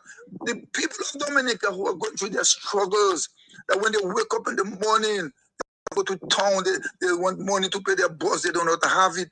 Matt, they are the ones that have to take the decision. Matt, almost every one of us in the diaspora have a vehicle, have our own Jeep. Even if we cannot drive, Matt, we have our own Jeep. I know a Dominican lady, she could not drive, she bought a big truck, Matt, a big pickup truck. And everybody said, the lady is stupid, She cannot drive and she buy a big pickup truck because she bought it because she have a boyfriend.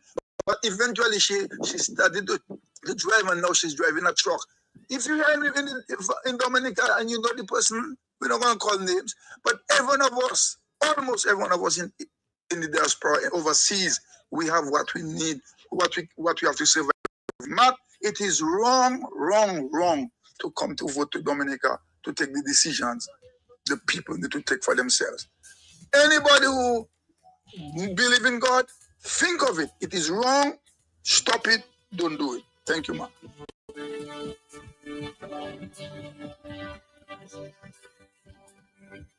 Interesting question, huh? Can the DLP win an election in Dominica without importing voters?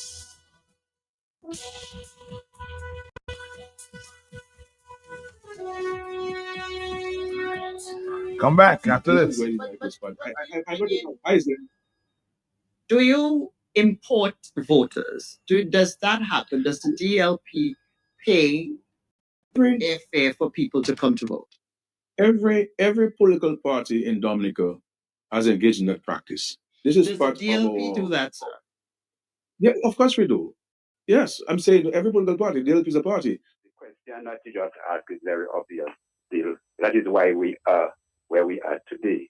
The Labour Party cannot win an election for the last 3 election cycles based on the population or the resident population of Dominica. All right, that was Mr. Baptist, a former, of course, candidate of the Casabras constituency there. And a colleague, who just came to Dominica just a few weeks ago for the reunion of the Casabras constituency. He says, I just want to quote, Welcome back, Matt. Based on what I saw at Castle Bruce reunion and what transpired with locals, I can tell you Crapo smoke the Labour Party pipe in that constituency unless they bring in the voters from the diaspora. And somebody was asking the question earlier whether Mr. Lauren Ban is threatened to walk across. Hence the job that was given to her as the new ambassador to the United Kingdom. What a chance to, I'm sure, get a question to answer or ask the question to the Honorable Ambassador Lauren Bannis.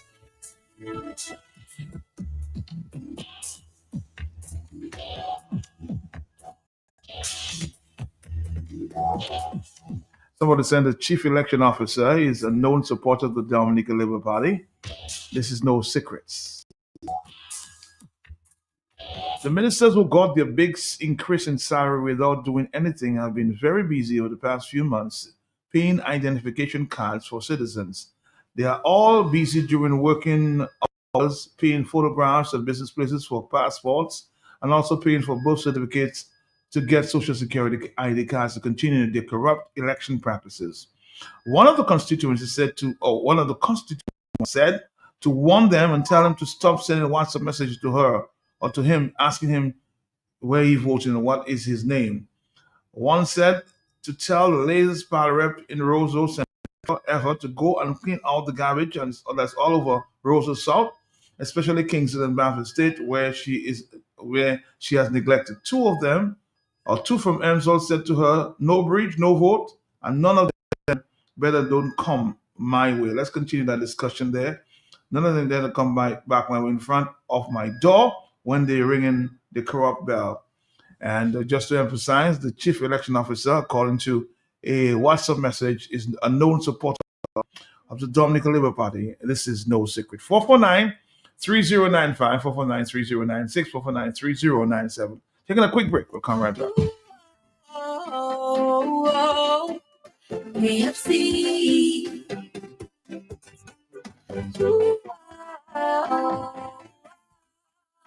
AFC. Looking for some place to go. Emails for so. AFC. Grab your family and your friends. Join in the experience. AFC. It's the place to be. Made for you and me. KFC. KFC. It's finger licking good. Well, comes and it does you. A fresh market. We are open 7 days a week with the top of the line products. We're out of stock. Supermarket and pharmacy, health and beauty care, fresh produce and meats prepared daily. Hot and cold kitchen, ready to go meals, sandwiches, salads, and dessert at your fingertips. Easy access, located on the bayfront, environment friendly, and our staff are approachable and ready to assist. Have you figured out who we are? You got it. Fresh your one stop. Fresh market. Just received Able Farm evaporated milk, delicious and nutritious, rich and creamy. perfect for all uses. For drinking, for tea, coffee, cocoa, punches, juices, cooking, baking, ice pops, and ice cream, and everything else. Prices start as low as $1.55 per can. Able Farm evaporated milk, available in 2 varieties, each in 2 sizes of cans. Able Farm evaporated milk, available wholesale and retail at Esau Trading Limited. That milk nice, sweet boy. Esau Trading Limited, making a difference for you. Milky milk, milky milk, milky, milky milk. Milky milk. During the hurricane season, if you are evacuating, leave early so that you are not stranded by flooded roads, fallen trees, wires, and traffic jams, and make sure you have enough fuel in your vehicle and follow routes and highways. A message from Q95 FM Radio. Get vivid views at Quartz Optical. View the world in the latest frames and lens. Get 25% off on any credit purchases 12 months and over, with 15% off cash purchases. Wear it today and pay later. Plus, you can book your eye examination appointment online on www.quartzoptical.com.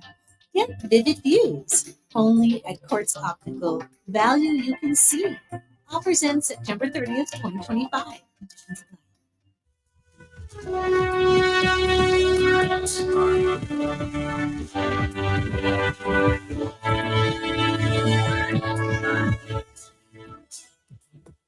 Of course, maybe at the top of the hour, we'll play a very interesting conversation that took place with Pastor Rodney on Kingdom Connection last evening.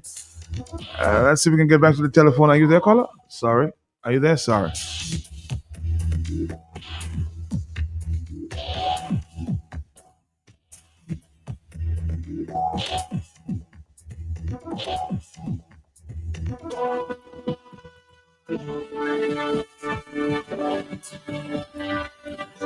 Somebody says, I know that E.O. LeBlanc was opposed to the transportation of voters from one constituency to another. He believed it violated the law. He would certainly not support paying to transport voters from overseas. Matt, the Prime Minister, on 2 occasions told Dominicans his government has failed the people when he fired senior ministers in 2019 and again in 2022. Blackmore was demoted then, given a post because they all have dirt on one another. It's amazing how the blame is shifted to others and not scared. A party in power for over 20 years and cannot convince the people in Dominica that they have made their lives better, but using Chinese cosmetics to woo Dominicans living overseas. They see the makeup while those living home see the ugliness.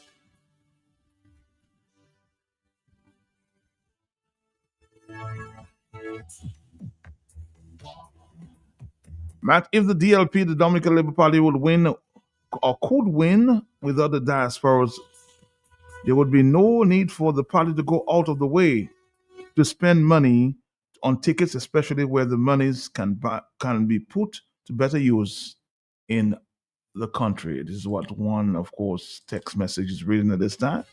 It's saying they can't win without the bribery factor. More telephone calls. Good morning to you, Fafa. Long time. The night nurse. Good morning. Yes. Morning, Matt. Morning. I back the caller right here, right now. Yeah. Nous pas ni rien. Health pas ni rien, Matt. In that health center here in my community, Matt. Yesterday, I come to dress.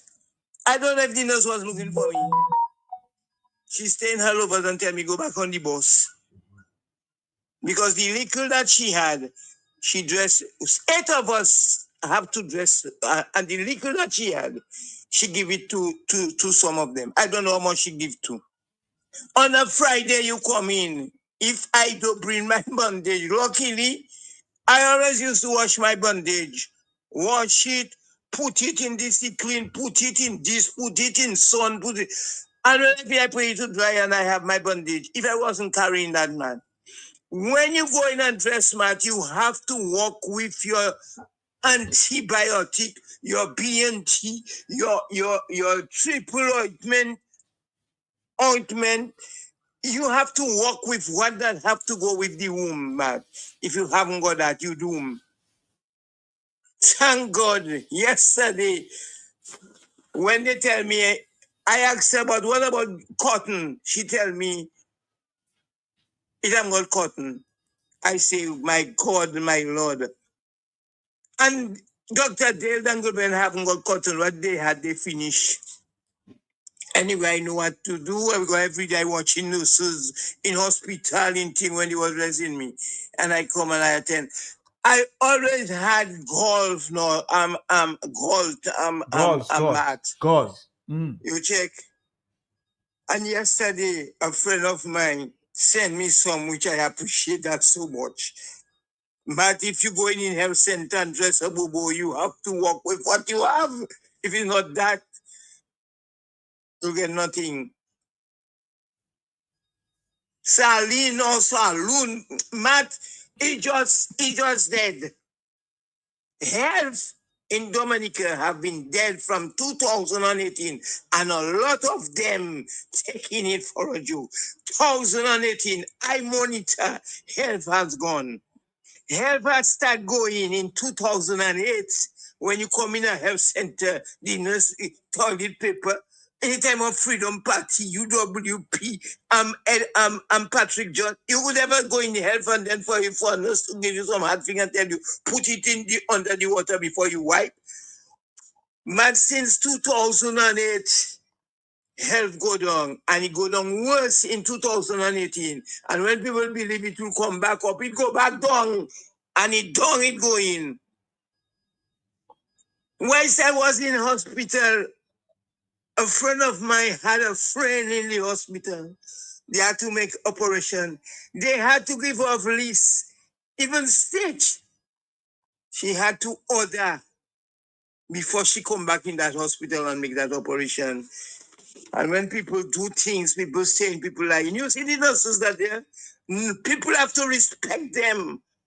And the doctors and the nurses that in the hospital and the health center, people have to respect them, man. Because they're working and they're trying their best. They're trying their best and they're trying their utmost best.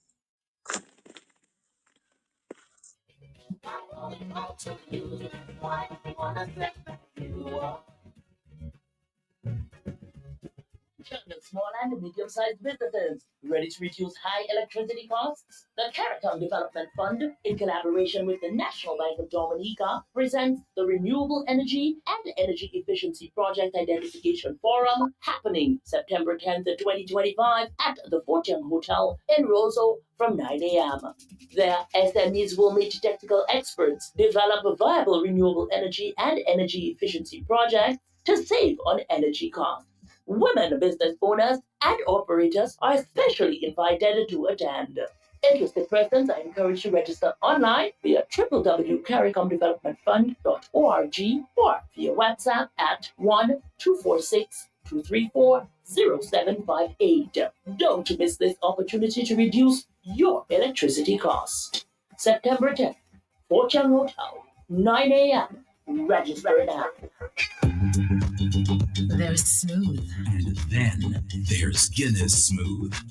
It's a brand new cool. Incredibly smooth. Perfectly balanced. For a smooth and refreshing taste.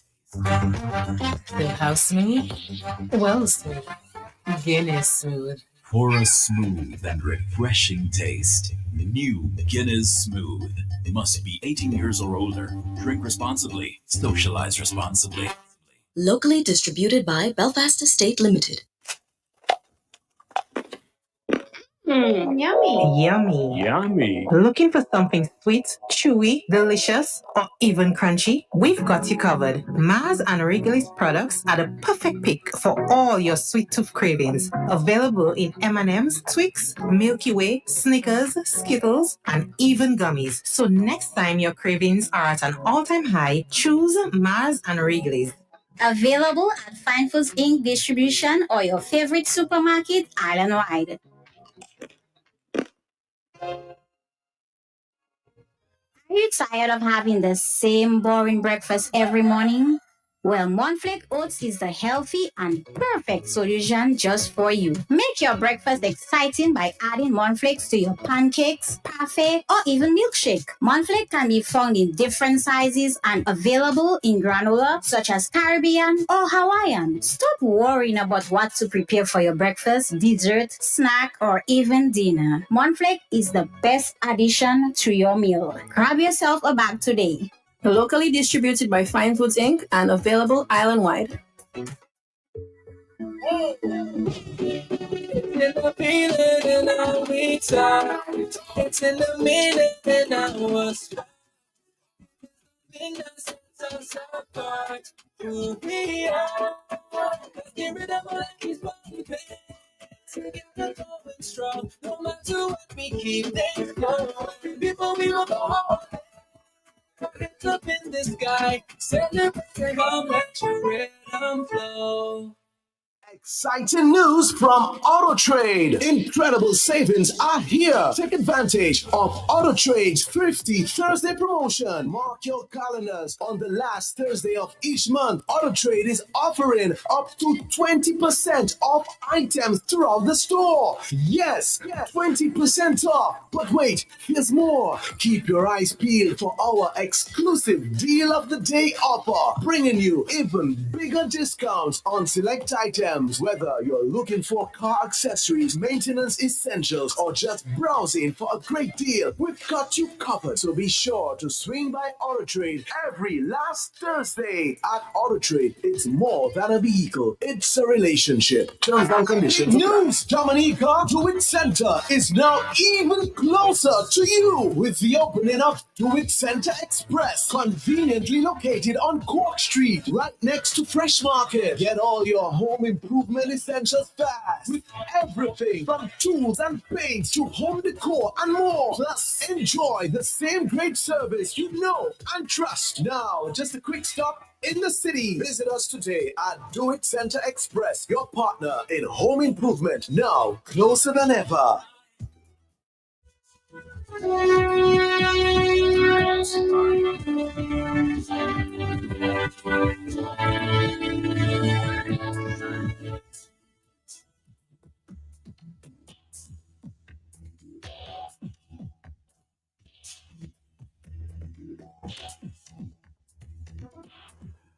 Yeah, Health Minister, a lot of complaints about, that the health center doesn't have anything. People have to continue to buy their stuff, their plasters, their gauze. So let's try to find out what's going on there with the health center, okay? A lot of complaints. On the telephone, it's 3 minutes, maybe 2 minutes between 10 o'clock at about the 10 o'clock hour. We'll repeat the commentaries from Pastor Randy Rodney from last evening. Hello, talk to me, yes. Mark, as a Dominican, I believe in Mark. Mark, how can I not call again after listening to the last voice note you played when the lady talk? Mark, is that washing your dirty linen in the public? No, Mark, this is the reality. Mark, I know a lady stay in 80-something years, 10 years later, 12 to 13 days awaiting a test. Mark, she dead and gone without the test, Mark. She said, take me home. But when she was going to die, she said, I do not want nothing from the government again. But it was said in a funeral, right in front, in the presence of the Minister of Finance, Matt. Matt, is that washing out dirty in the public? Matt, people in the diaspora, listen, man. If you think of God, listen to what the people are going through and do not come, please. I beg you. Do not come and vote. Do not come and vote. Oh, that's an emotional plea there. Hello, talk to me on the telephone, yes? Mr. Thursday morning. To you, sir. Mr. Thursday, my name is Samuel Duran. Yes, sir. You are playing a recording of a confession of a crime committed by Roosevelt Skerrit and the Labour Party government. The same crime that the Prime Minister is talking about, he says the other parties have been involved in that too. So you guys can't paint a broad brush when he says other people have been involved. We don't have necessarily have the evidence, but he said the other people have been involved. So if you're talking about crime, so everybody else have been involved, right? But we have evidence that he personally have been involved in that crime because he confessed to it. You understand what I'm saying? Now, Mark, if people in Dominica are not angry right now for being robbed out of their future by Roosevelt Skerrit and his cronies, I don't know what kind of people they are, but I am angry because people dying in the hospital, people broke, busted, and disgusted because Roosevelt Skerrit have been stealing elections in Dominica, so they did not actually experience the change that Dominica could have rather than to stay under Roosevelt Skerrit failed leadership and suffer consequences of poverty and failure. You understand? The police supposed to investigate that and indict Roosevelt Skerrit for committing a crime against the state. It is law because that is bribery. That is bribing people to participate in something that determines the future of Dominica and Dominicans. All right, caller, thank you very much. 449-3095-96. I suspect that is what he's talking about. He says he's referring to it as a crime. That the prime minister, got voters to come to Dominica. We're going to, of course, so listen, as I said, I promised, and of course, I have a few voices to play after. I'm going to repeat commentary from Pastor Randy Rodney from his Kingdom Connections last evening. Stay tuned, Dominica. We'll take your phone calls right after this. I am sure a couple of days ago, 29th of August, we should have observed the 46th anniversary of the passage of Hurricane David. And those of you who had that experience, I am sure you may have some, grimaces on your face every time you remember that. Quite frankly, at the time, I didn't know what a hurricane was, and I was excited to see one. Forgive me, ladies and gentlemen, but that's where I was, okay? I was very excited to see a hurricane. And so I was outside. We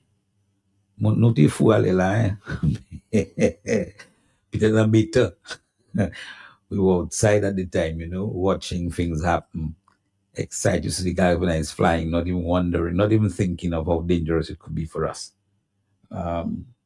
But when I saw a truck begin to drive itself, that's when I got concerned. And that was a Freeton Bedford truck belonging to Erskine Larrock in Culibistry. When I saw that began to drive itself with nobody there, I realized things were getting serious. So it was a time.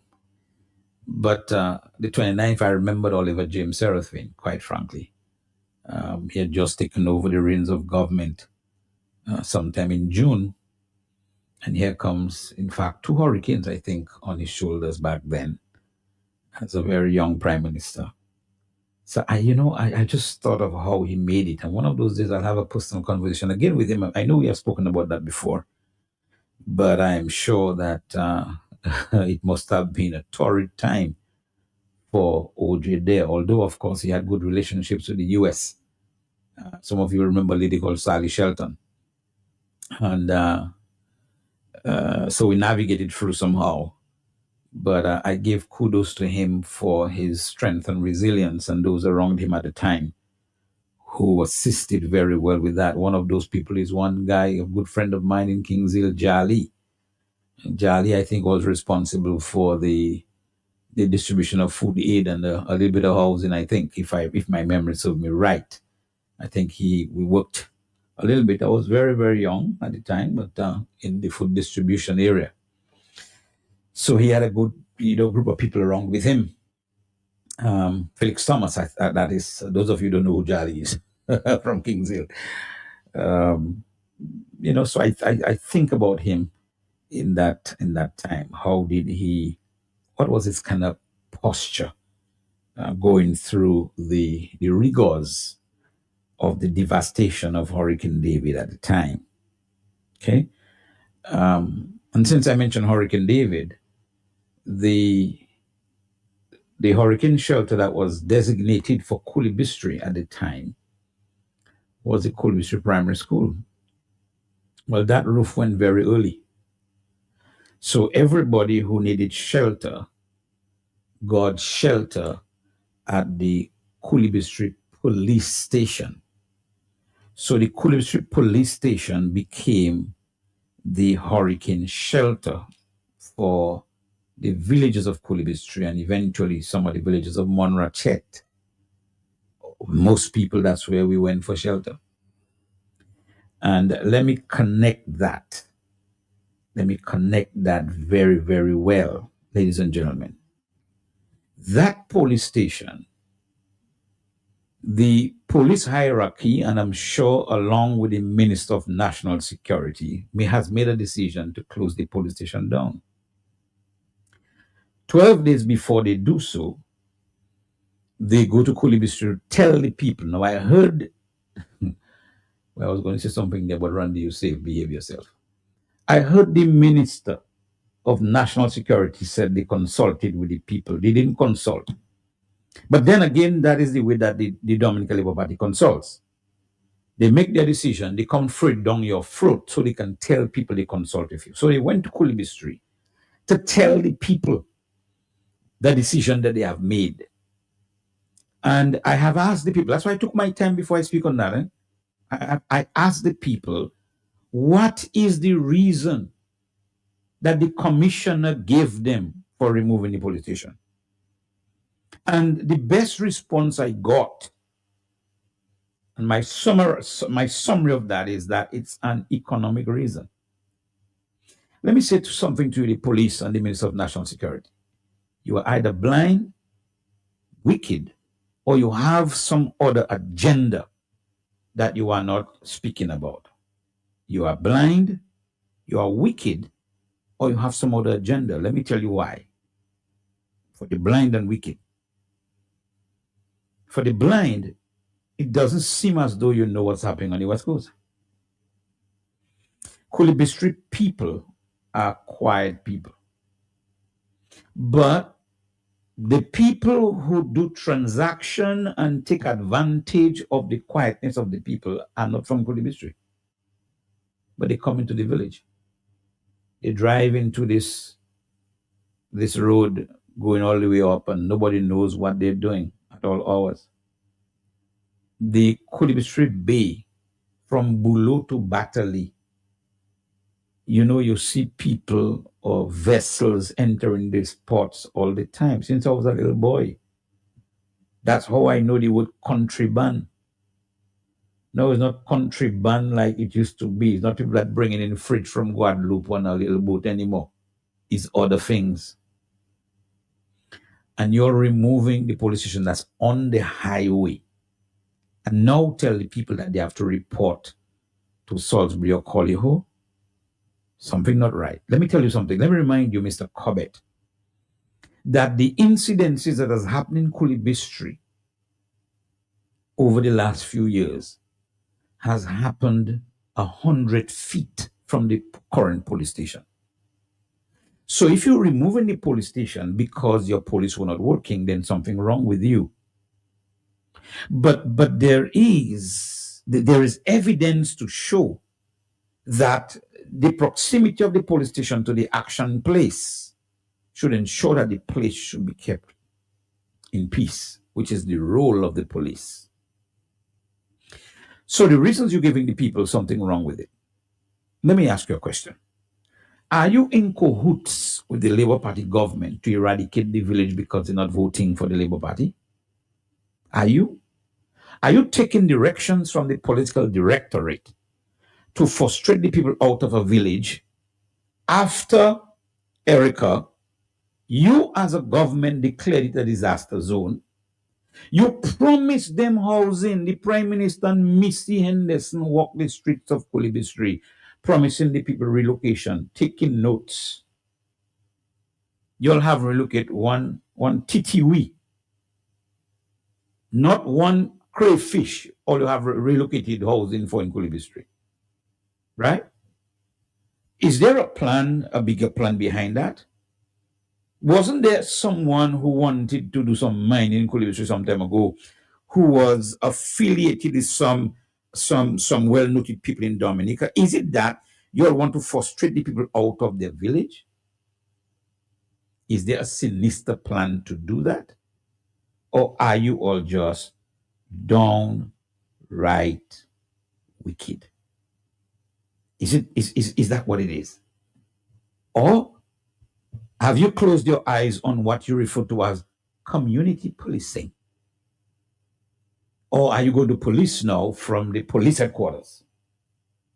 My friend, somehow some of the decisions that you'll make is wild. And I stand with Kulibistri. I will sign their petition. And when they call for a demonstration, I will be front and center. I just want you to know that. So you can come and arrest me before the demonstration. Because I will be front and center. Okay? Because you cannot. You have no respect for people. Come 12 days before you take the action, tell them that you move in the police station, and then go in the public and say that you consulted with them. Something must be wrong with you. And I'm glad that in Kulibistri, this situation is not a partisan one.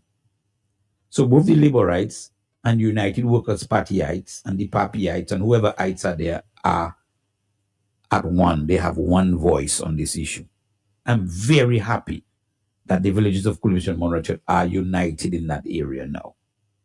And that's all I will say for now. Ladies and gentlemen, the next thing I want to share with you is this. I told you some time ago that when the chief elections officer was put into office, I said to you that this was a political ploy of the Dominican Labour Party to make sure that they put somebody in place to do their bidding. But before I explain something to you, I'm going to tell you something that you need to pay attention to. I'm a praying man.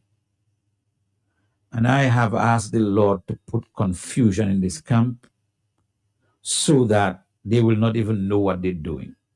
Let me tell you why.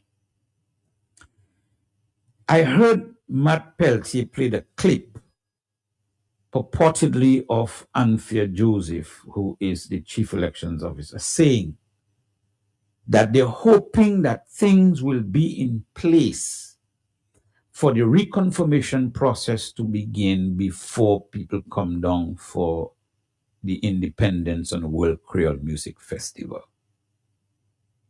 You see this thing I told you all that you have to watch these people closely because they pass laws and they try to hoodwink people by breaking the same laws that they pass. Miss Joseph, Madam Chief Elections Officer, Section 7 of the law that was just passed, that they hurriedly passed and they have just amended, states that one of the qualifications for being on that list, whether it's reconfirmation or not, because the reconfirmation segment refers to Section 7. It's a good thing I was read, you know. One of the qualifications says that any applicant for confirmation or registration on the electors list must meet the following requirements. And let me just get this and read it in your hearing. Because mopa fu, e mopa yai, mopa rosa. I take my time to listen to what you will say.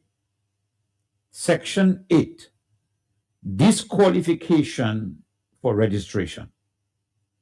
A person is disqualified from being registered as an elector and shall not be so registered if he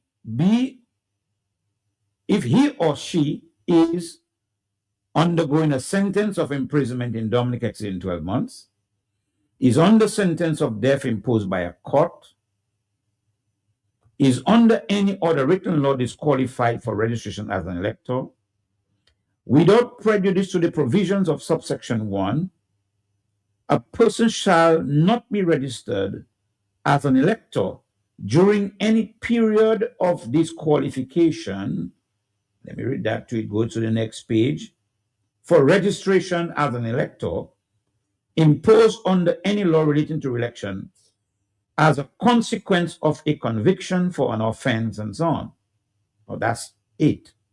7. Ladies and gentlemen, Section 7 of the Registration of Electors Act of 2025, the one that the Labour Party government just passed, says this. Listen to me well. Section 7. Subject to the provisions of this act and any other enactment imposing a disqualification for registration as an elector, a person is qualified for registration as an elector for a polling district. I want to read that because I want all of you to understand it. Subject to the provision of this act and any other enactment imposing a disqualification for registration as an elector, a person is qualified for registration as an elector for a polling district. It's not for the country, it's for a polling district. If the person A is either a citizen of Dominica or B, a Commonwealth citizen who has resided in Dominica, Kutesa, for a period of not less than 12 months immediately before the qualifying date, right? So a citizen of Dominica and then a Commonwealth citizen who is residing in Dominica for a period of not less than 12 months immediately before the qualifying date. Let's go. Is 18 years of age and over, has resided in that polling district for a continuous period of at least 3 months immediately preceding the qualifying date, except that in the case of a person who has attained the age of 18 years within the period of 3 months immediately preceding the date of the person's registration, no such residence qualification shall be required. In other words, if you're living in Dominica and you're 17 years, but you have been living in Dominica, and you become 18 years within the 3 months period, then that is waived because you have been living in Dominica. So you now meet the qualification of 18 years and you are in Dominica for 3 months, right? You are on the list. Kutesa. For the purposes of subsection 1C and subject to subsection 3, a person in service overseas whose name is listed in a notice given to the Chief Elections Officer pursuant to section 26 shall be deemed to reside. In other words, if they're in service overseas, if they are in the embassy somewhere, if government send them to, not if they go and work for their money, not if they move from Pishlane to Atlanta to make money, or from Kulibi Street to New York, is if they are in service, okay, in government service. A person who is a bona fide student studying abroad, that person is also exempted, right? So that, ladies and gentlemen, it does not say a person who is living in St. Thomas, in New York, in England, you must be residing in a polling district in Dominica. That's what the law, the Labour Party proposed and passed in a hurry state. Now, Madam Chief Elections Officer, if you didn't notice that, go back and check it out. And I'll be listening to you in your public utterances because I will remind you of that. And I want you to use any other law whereby you have just entitled yourself to register visiting Dominicans according to you. Even your language is legally wrong to put people on that. In other words, if they are visiting Dominicans by your own admission, they cannot be registered by the law. Now, I'm warning all of you Dominicans, don't take these people for granted. It's a polling district. So when Mamselle Claire Julian or Randolph, whatever, appears in your polling district to vote, I want you to know that the law says, hear me well, the law, and those of you calling from overseas and listening overseas, I want you to hear that, because I'm putting everybody on notice that some of you must take jail. Some of you must take jail, because when some of you take jail, then somebody will stop. Now, the law does not make the chief election officer go to jail, or the minister go to jail, or the person that give you the money go to jail. The law says that if you make a false declaration on your registration, you are liable to imprisonment. And oh, how I want you to go to jail for that, because it's fraud. It's election fraud. You've been doing it for a long time, and you all have been bragging people into it. And I'm warning all of you, don't make noise with nobody.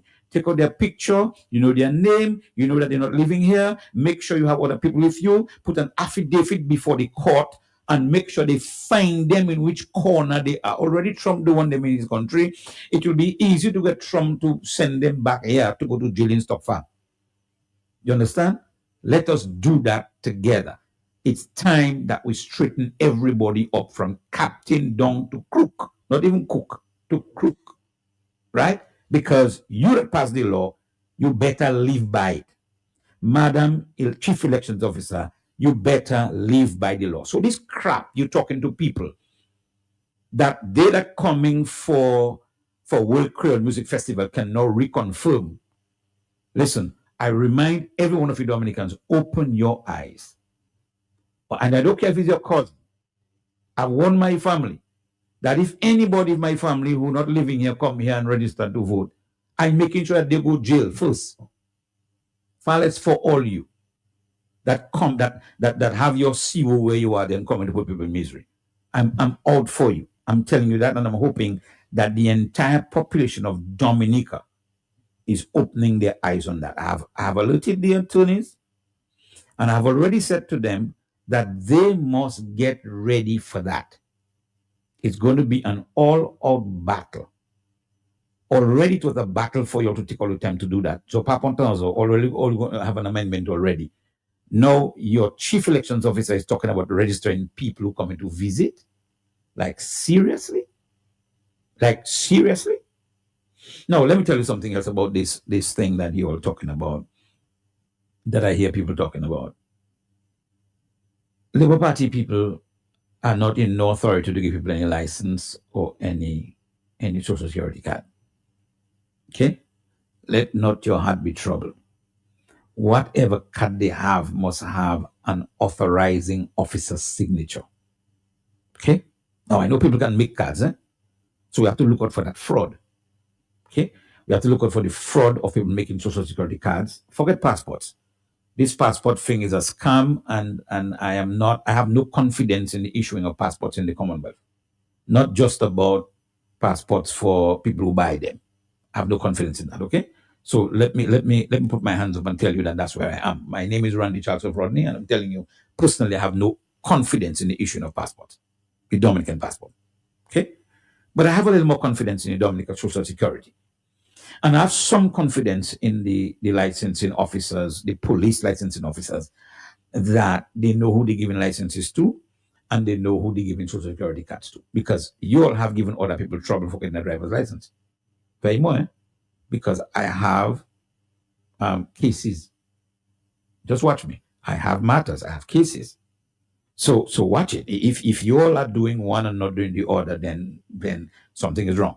But I have more confidence in all you than I have in the government-ordered immigration office. So let not your heart be troubled, people. The most that people can do is help people get a photograph, yeah, or get a passport form. Help them fill a form to get a passport, and so on. Dominican Social Security have their procedures for Social Security card, but they have to get it from the Dominican Social Security. So Labour Party can't issue that. And if any Labour Party people tell you they're doing that is crap, don't let them frighten you. I've said to you before, make sure that every one of you are on a legal ground this election coming. You must cross all your T's and dot all your I's. The injunctions that have to be put must be put before the election, and so on. We already know what the election petitions are going, and the law doesn't enhance the election petition process. We already know that, right?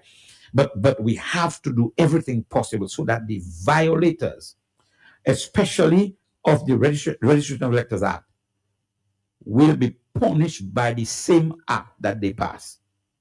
We must follow the people, and even if it's 10 we jail, that will be enough for me. Because by the time you jail 10 in Dominica and Trump do one them already, then they will stay here and take the grind with us when their jail sentence finish. That's all I want to. Because if you can leave your bums, you won't come and put us in trouble, then come and take our misery together with us. Come and eat our fig together with us when we're eating it with balau. Okay? Don't stay up there going by Olive Garden and everywhere else in your nice food. And then come down and put our government in our back and go up there and laugh at us. Not on the All right, Dominica, very interesting. It's worth a repeat, huh? And don't forget, Global View on Q. Tonight, big program, 8 o'clock tonight, right here, Global View on Q.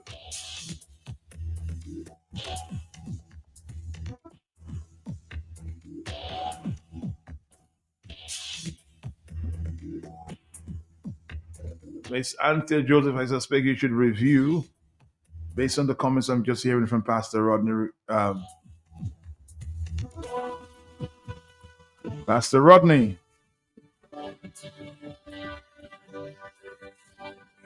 Your comments, huh?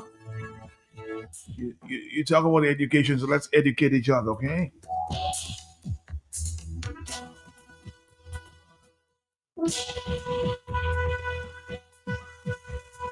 All right, Dominica, thank you, Pastor Rodney.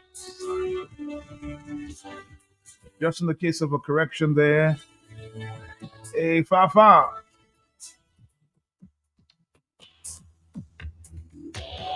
I just got a comment there from a note from Dr. Dale as it relates to,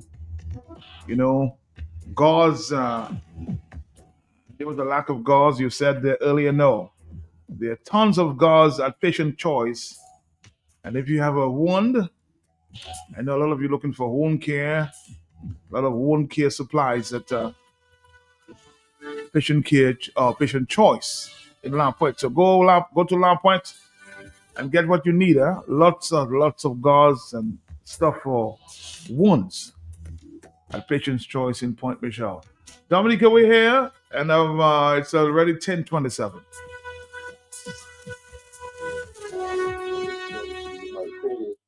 All right, 449-3095. And remember tonight, the Global View on Q, huh? Justice Dr. Irving Andre. Our guests are Attorney Gabriel Christian, former CSA General Secretary Alvin Thomas, and former Prime Minister Oliver J. Serafin. Tomorrow night we discuss lessons from the May 29, 1979 resolution, the handling of the August 29, 1979 Hurricane David, lessons for the current political climate in Dominica amidst the spread of corruption in the region and regional unity failure. So in the face of this failing regional solidarity and collaboration, are we to choose between Caribbean solidarity and Dominica security? What is more important to us, siding with regional leaders who have supported dictatorship in Dominica, or those who have remained silent as we surrendered our sovereignty? What about the leaders who have not opened up their country's markets to Dominican products? And the leaders who have ignored local cries for electoral and campaign finance reform? And what is the cost of Caribbean solidarity in the face of the looming U.S.-Venezuela crisis? Yes, we will talk about corruption and neocolonialism and dishonest political dialogue, partisan political patronage, dirty money in politics, and the use of CBI money in politics, because the absence of corruption is a core component of effective rule of law. And when societies allow corrupt practices to persist, public trust in government institutions is undermined, the flow of critical resources in emergency situations is compromised, and people are denied fair access to opportunities. So combating corruption is an important objective for governments, for the private sector, and for civil society organizations. At the regional and international level, there have been efforts to address corruption. You know, the Inter-American Convention Against Corruption was adopted by the Organization of American States Assembly on March 29, 1996. And in 2003, the United Nations General Assembly adopted the UN Convention on Corruption. Some or all of the CARICOM member states have either signed the UN Convention or acceded to it. On the basis of these two conventions, CARICOM states have taken on initiatives to enact integrity legislation in the parliament and establish integrity commissions with the goal of putting into action the substance of the legislation. And in spite of CARICOM states' ratification of these two conventions on corruption, passage by states of integrity legislation, and establishment of integrity commissions, there is growing public perception that corruption in the Caribbean is escalating at intolerable levels. In various Caribbean islands, we have seen public officials at high levels embroiling corrupt behavior. In the Turks and Caicos, for example, Premier Michael Bissett was arrested in Brazil on an Interpol arrest warrant and removed from the office by the UK government office. He allegedly amassed a US 180 million fortune. The British Virgin Islands Premier and Director of Ports sentenced to prison in the United States. In Dominica, the Integrity Commission inquired into Prime Minister Roosevelt's carrot. That inquiry was cut off, and civil society membership of the Integrity Commission was terminated and investigation discontinued. Jamaica's Prime Minister is fighting for an inquiry by the Integrity Commission of Jamaica. And CBI programs in 5 OECD states have serious accountability. Tonight, and of course, the Global View on Q. Lots of issues to be explored, to be brought under the microscope. Tune in for Global View on Q.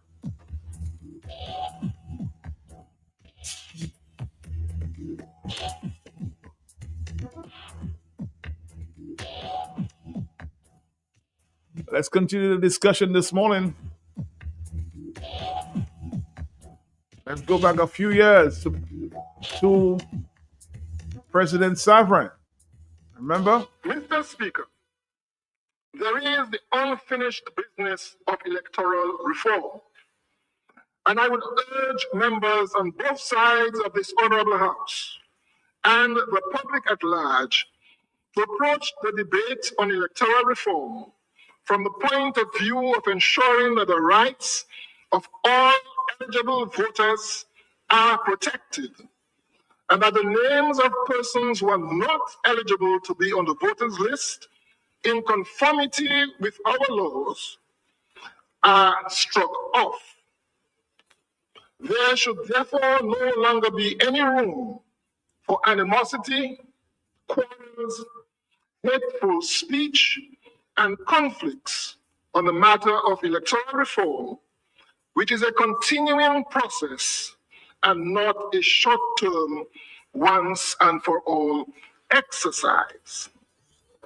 We need also to empower the Electoral Commission to proceed with the exercise of issuing ID cards, which will be used for voting by approving the necessary legislation. We need also to encourage confidence in the institutions of the state and the mechanisms they provide for resolving differences. All right, Dominica, 449-309596, and somebody's making the point there. It is clear that the Dominica Labour Party electoral reform has failed to settle what former President Charles Angelo Safran said was the unfinished business of electoral reform. Mr. Safran said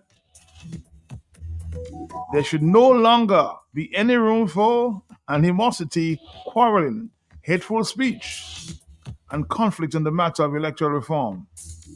It is clear that these objectives have not been achieved with this Dominican Labour Party's so-called reform.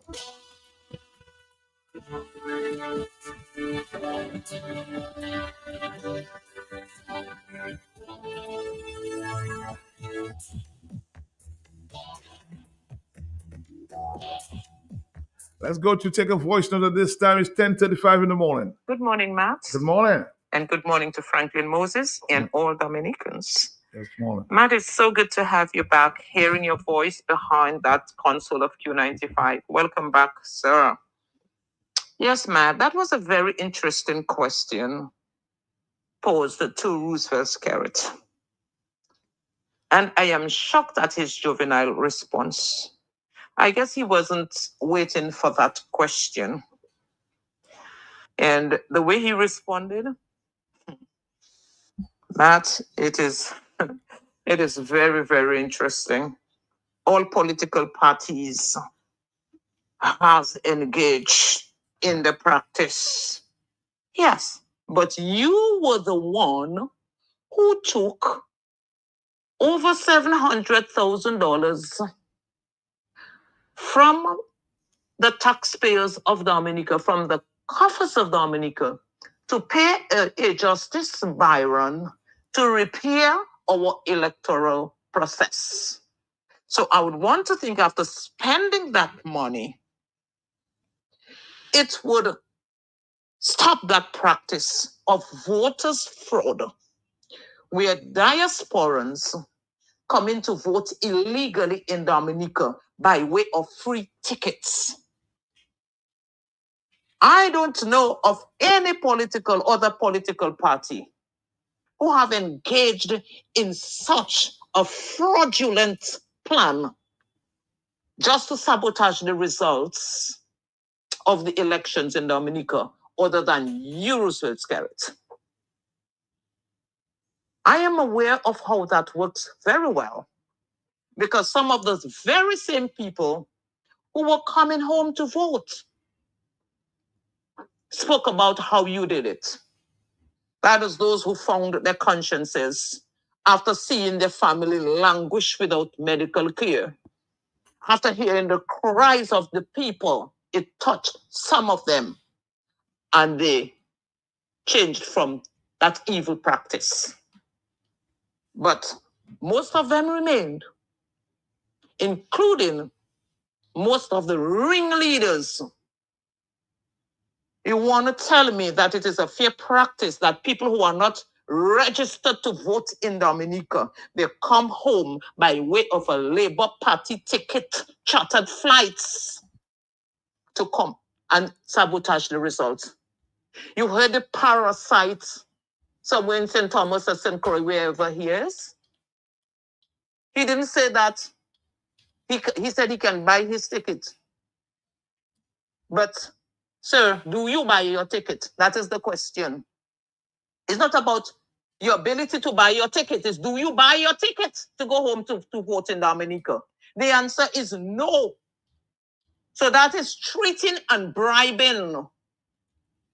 What about our Constitution? Does it encompass treating and bribing? Does it encompass that type of hegemony? You all have only destroyed Dominica, destroyed the way of life of the people, destroyed the private sector, destroyed the youth in Dominica. They are jobless. They have no future. And you all talk about y'all's assets in Dominica. Would you all put y'all's assets above the well-being of Dominicans? Don't you see how Dominicans are dying like flies in the hospital? Is it because of y'all's actions? Don't you see how the country is being destroyed? Dominicans are becoming second-class citizens. It's because of y'all's actions. Don't you see that there's no democracy in Dominica anymore? It is because of y'all's actions. Did you all not see what happened the other day with the Zone Rouge and the Red Bench? That demonic Red Bench? The police does not even have any legal authority in the country anymore. They cannot command any form of respect anymore because they themselves are compromised. It is because of diasporans. Dominicans have no way of life. They cannot even feed their children. while you all sit, you bums you here in the US.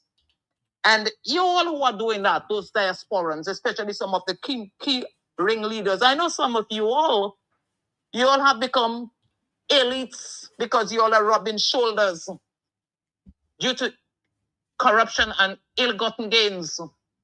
Then you all can fly first class. Talk about all the first class. You all can take trips to Africa, first class.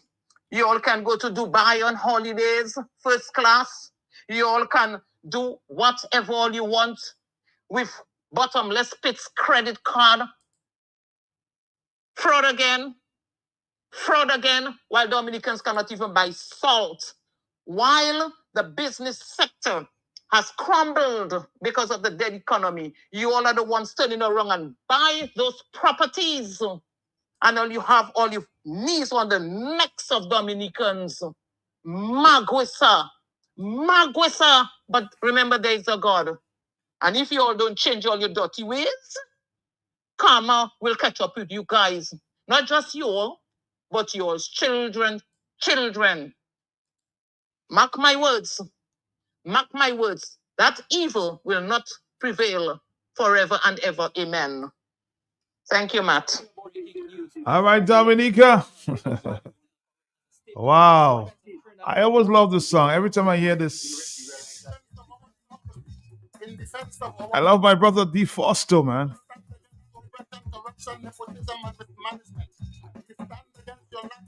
We're counting down. No apology will be accepted for betraying our and with practice. I sincerely apologize on behalf of the citizens of Trinidad and Tobago. Oh God, we didn't vote for that.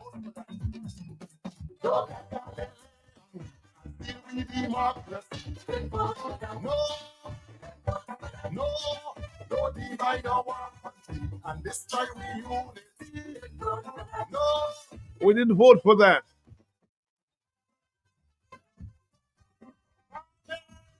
He wrote this one in 2014.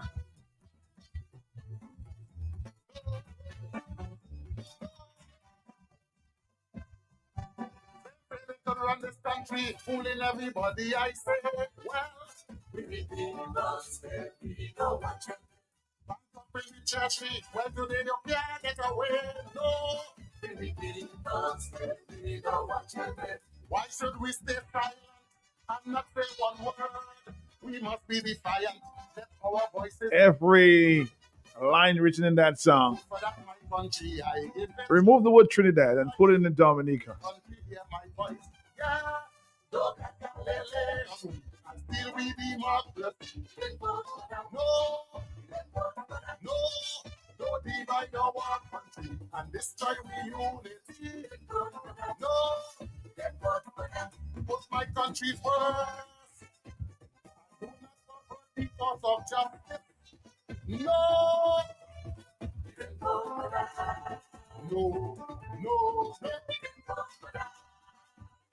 Transparency International. That's all over under the killings you saw. Now the people say you must go. Yeah.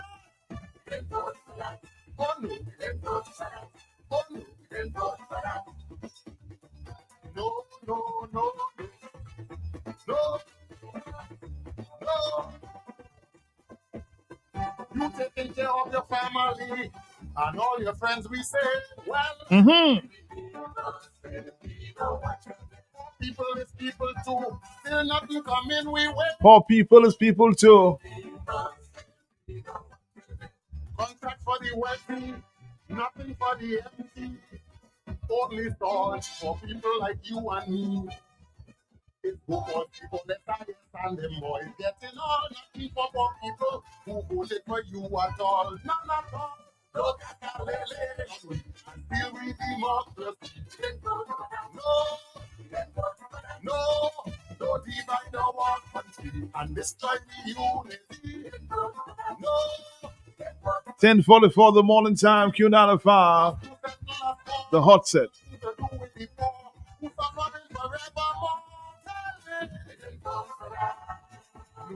Did we vote for that? You let us see thousands of innocent black brothers taken up and sent to jail under your state of emergency. Help me. We didn't vote for that. Oh no, we didn't vote for that. Oh no, we didn't vote for that. We have spoken enough. We have spoken enough. It is now time for action. And in that regard, these are not the call election now. Corruption and crime is the order of the day. Yes. The people say we don't want trouble. The unemployment so high, nurses and teachers going away. The people say we don't want trouble. You promise the people better days are coming. You promise to listen. You promise everything. You promise to do what you promise. On election day, we go hit the PP for more. Out the door, don't and still we democracy. No, no, don't divide our country and destroy we unity. No,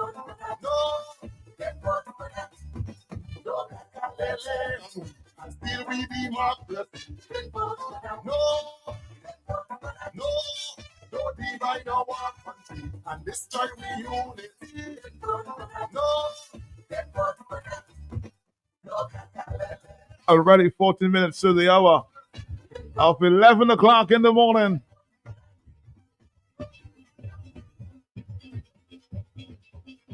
This is where you make this one. I know this one. Why is it? Do you import voters? Does that happen? Does the DLP pay Every airfare for people to come to vote?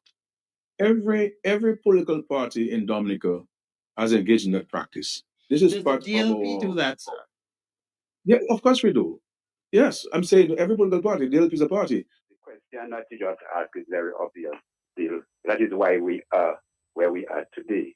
The Labour Party cannot win an election for the last 3 election cycles based on the population or the resident population of Dominica. And Are you confident about that? very confident. And because this is why, and in fact, I'm going to get there and you'll see why. The chief elections officer has again played the hands of the Labour Party. We want a special consideration for non-residents, Dominicans living overseas, who are going to be here for Creole Festival, etc., and the independences, to allow them to reconfirm. As I spelled here, all the 6 on the East Coast, Castlebruce, La Plaine, Grand Fort, Rivière Syriac, those on the West Coast, Maho, St. Joseph, these 6 are won by persons resident overseas. They are there. They calculate how many we need for them to get over the boundary and give with an extra 10 or 15, and we bring them in. They did it when I contested the election. There were people in the line with their suitcase in their hand. That lady, who is now, they just reappointed her after the Syria debacle. She's the one who started the importation of voters in Dominica. I said on this radio station many times that the Dominica Labour Party is provoking the people of Dominica with the issue of electoral reform. And provocation continues. It's getting intensified. You rush legislation, you enter parliament. You accuse the Dominican people, particularly the opposition United Workers' Party, of asking for electoral reform. Now we are giving it to them, they do not want it. They are senior citizens, patriots of this country, before the court, charged, arrested, because they were demonstrating for more meaningful electoral reform, complete pre-registration, campaign finance regulation. You decide you're not giving it to them. You decide that you need more time for campaign finance regulation. You did not give it, and you accused the United Workers' Party of not wanting reform. 5 months after you passed the damn legislation, excuse my language, Matt, you're coming back in Parliament in emergency session to ask for an amendment to the legislation to facilitate the commencement of confirmation. Within a 5 month period, Martha is 30. Given the population of Dominica, which is less than 70,000 people, the number of registered voters or qualified to vote would be about 40, 50, let's even put it 60%. You could have had all of them be registered and have a new register list. Or parfait, because you want to facilitate those persons overseas. The chief elections officer comes and says, hey, there is a glitch between the legislation and the regulation. This is why we have to go back to Parliament. My first tell you, the legislature amendment passed at Parliament was basically to give the Electoral Commission more time, an additional 1 month to get ready for the confirmation process. And here, nothing about the form, nothing about the primary legislation. This is what we want to correct. What it is, is it because you realize that the form for confirmation has nothing about residency, but when you come to vote, I have a right to ask you where you are resident. So therefore, there is a conflict between those persons who are resident overseas. The Labour Party is provoking the people of Dominica to the issue of electoral reform. And unless the way it's going on, they just want to see something happen with it. It is not right. It is not right for you to do that with people. When all the Caribbean islands have done electoral reform simply and easily, for you have to have senior citizens in court charged on the issue of electoral reform. You claim you need more time. You said, okay, we will do the amendments to electoral, the issue of campaign finance regulations by amendment. Move your parliament. You just came back to parliament. Why the hell did you come back with amendments and bringing the provisions for campaign finance regulations one time? You have the draft before you. You had 5 months to consider it in addition to the year plus you had prior. Mr. Skerritt, and you and your administration, you're provoking the people of Dominica. And Dominicans are not that stupid. At some point, it will rise. It will happen. It really will happen. All right, Dominica. Wow. A simple question. That's what we asked this morning. Can the Dominica Labour Party, headed by Mr. Roosevelt Skerritt, win an election in Dominica without the import of votes on the island? What about the census? When are we going to get the true results of that census?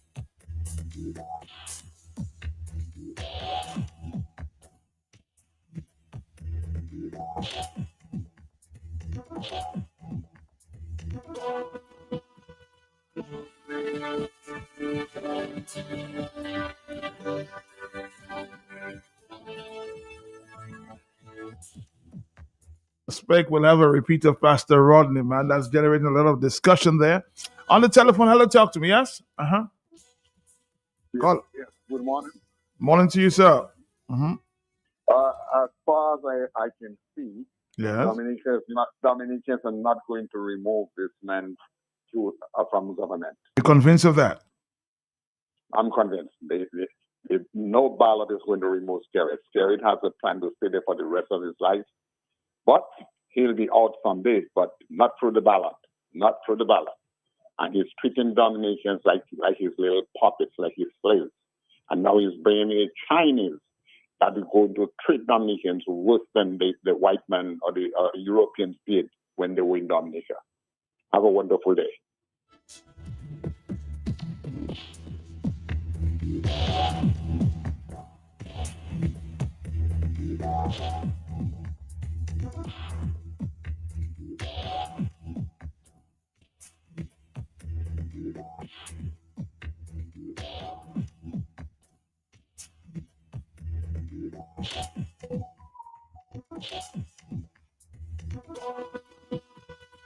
All right, somebody says as we wrap it up here, it's a long note here.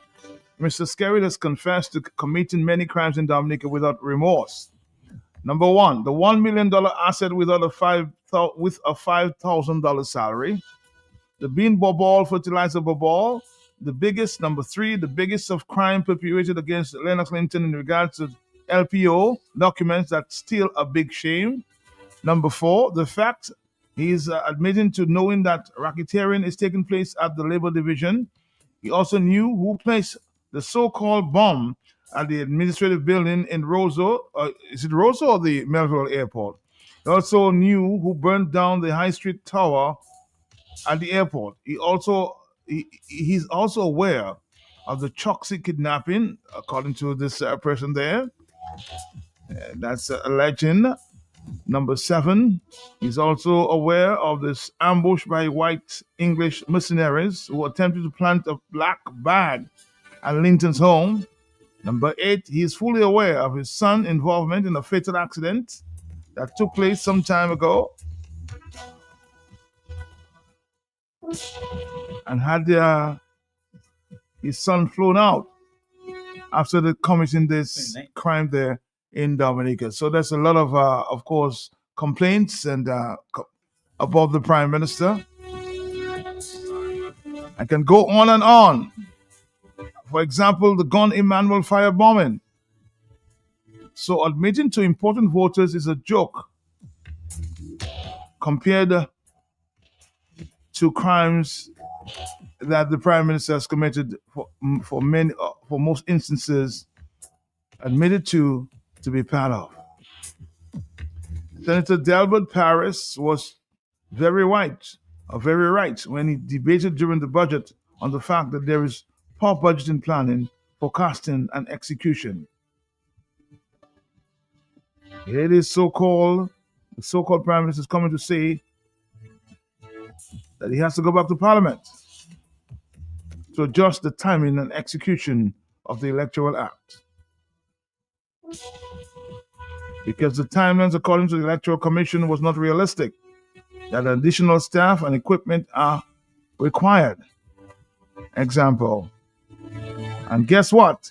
It's going to be the additional cost to the taxpayer. So take a bow, Mr. Delbert Paris. What a set of inefficient, incompetent guys running our government. It's a long note there.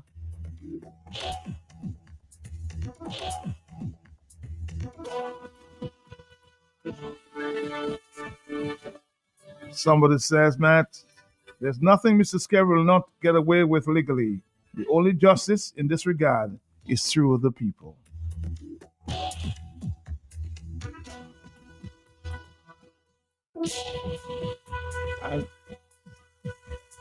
And some people will say, we like it so, it may be sweet.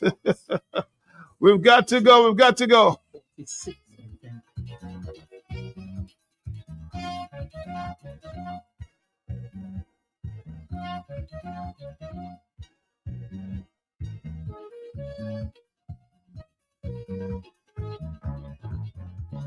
This is where it goes, but I know Isaac. Do you import voters? Does that happen? Does the DLP pay airfare for people to come to vote? Every political party in Dominica has engaged in that practice. This is part the DLP do that? Yeah, of course we do. Yes, I'm saying that every political party, DLP is a party. That is why we are where we are today.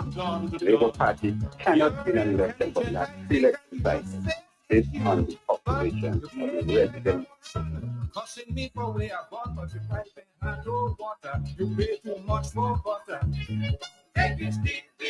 Somebody says, listen to Scary admitting that they import voters to the chief election officer asking visiting Dominicans to register when they come. Do we honestly expect Scary to implement a fair system, computerized and manual? Do we expect him to do anything that will change his winning legacy?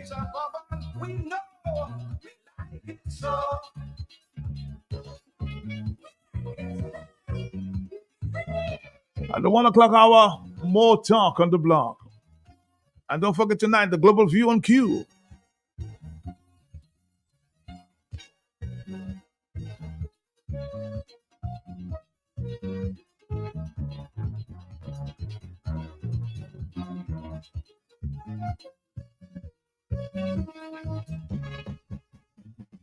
Anything that's wrong, go put it right. Georgie Porgy told me the other night. So instead of displaying impatience, pull yourself and give the fella a chance. How the hell you could say, oh, and I'll go do better.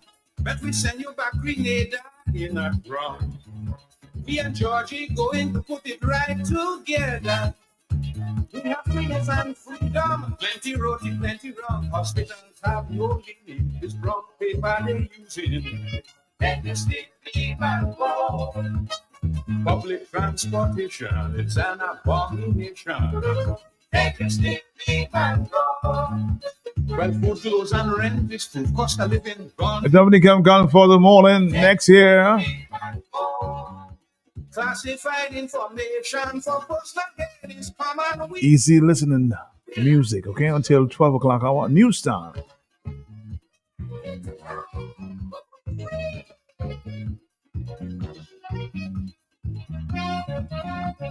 And don't forget tonight. The Global View on Q. Our guests are Attorney Gabriel Christian, former CSA General Secretary Alvin Thomas, and former Prime Minister Oliver J. Serafin. Tomorrow night we discuss lessons from the May 29, 1979 resolution, the handling of the August 29, 1979 Hurricane David, lessons for the current political climate in Dominica amidst the spread of corruption in the region and regional unity failure. So in the face of this failing regional solidarity and collaboration, are we to choose between Caribbean solidarity and Dominica security? What is more important to us, siding with regional leaders who have supported dictatorship in Dominica, or those who have remained silent as we surrendered our sovereignty? What about the leaders who have not opened up the country's markets to Dominican products? The leaders who have ignored local cries for electoral and campaign finance reform? And what is the cost of Caribbean solidarity in the face of the looming U.S.-Venezuela crisis? Yes, we will talk about corruption and neocolonialism, dishonest political dialogue, partisan political patronage, dirty money in politics, and the use of CBI money in politics, because the absence of corruption is a core component of effective rule of law. And when societies allow corrupt practices to persist, public trust in government institutions is undermined, the flow of critical resources in emergency situations is compromised, and people are denied fair access to opportunities. So combating corruption is an important objective for governments, for the private sector, and for civil society organizations. At the regional and international level, there have been efforts to address corruption. You know, the Inter-American Convention Against Corruption was adopted by the Organization of American States Assembly on March 29, 1996. And in 2003, the United Nations General Assembly adopted the UN Convention on Corruption. Some or all of the CARICOM member states have either signed the UN Convention or acceded to it. On the basis of these two conventions, CARICOM states have taken on initiatives to enact integrity legislation in the Parliament and establish integrity commissions with the goal of putting into action the substance of the legislation. And in spite of CARICOM states' ratification of these two conventions on corruption, passage by states of integrity legislation, and establishment of integrity commissions, there is growing public perception that corruption in the Caribbean is escalating at intolerable levels. In various Caribbean islands, we have seen public officials at high levels embroiling corrupt behavior. In the Turks and Caicos, for example, Premier Michael Misik was arrested in Brazil on an Interpol arrest warrant and removed from office by the UK government office. He allegedly amassed a US $180 million fortune. The British Virgin Islands Premier and Director of Ports sentenced to prison in the United States. In Dominica, the Integrity Commission inquired into Prime Minister Roosevelt's carrot. That inquiry was scuttled, and civil society membership of the Integrity Commission was terminated, and investigation discontinued. Jamaica's Prime Minister is fighting for an inquiry by the Integrity Commission of Jamaica. And CBI programs in 5 whole states. During the hurricane season, if you are evacuating, leave early so that you are not stranded by flooded roads, fallen trees, wires, and traffic jams, and make sure you have enough fuel in your vehicle and follow routes and highways. A message from Q95 FM Radio. Right on cue. Right on cue. Right on cue. Right on cue. A couple of days ago, 29th of August, we should have observed the 46th anniversary of the past. Right on cue. Right on cue. Right on cue. Right on cue.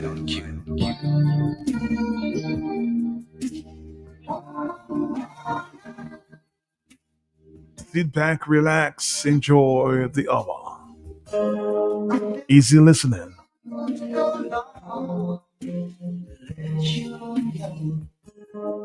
Let you know how I feel. If I don't know, just let me back so I can make it stay. Please give me one.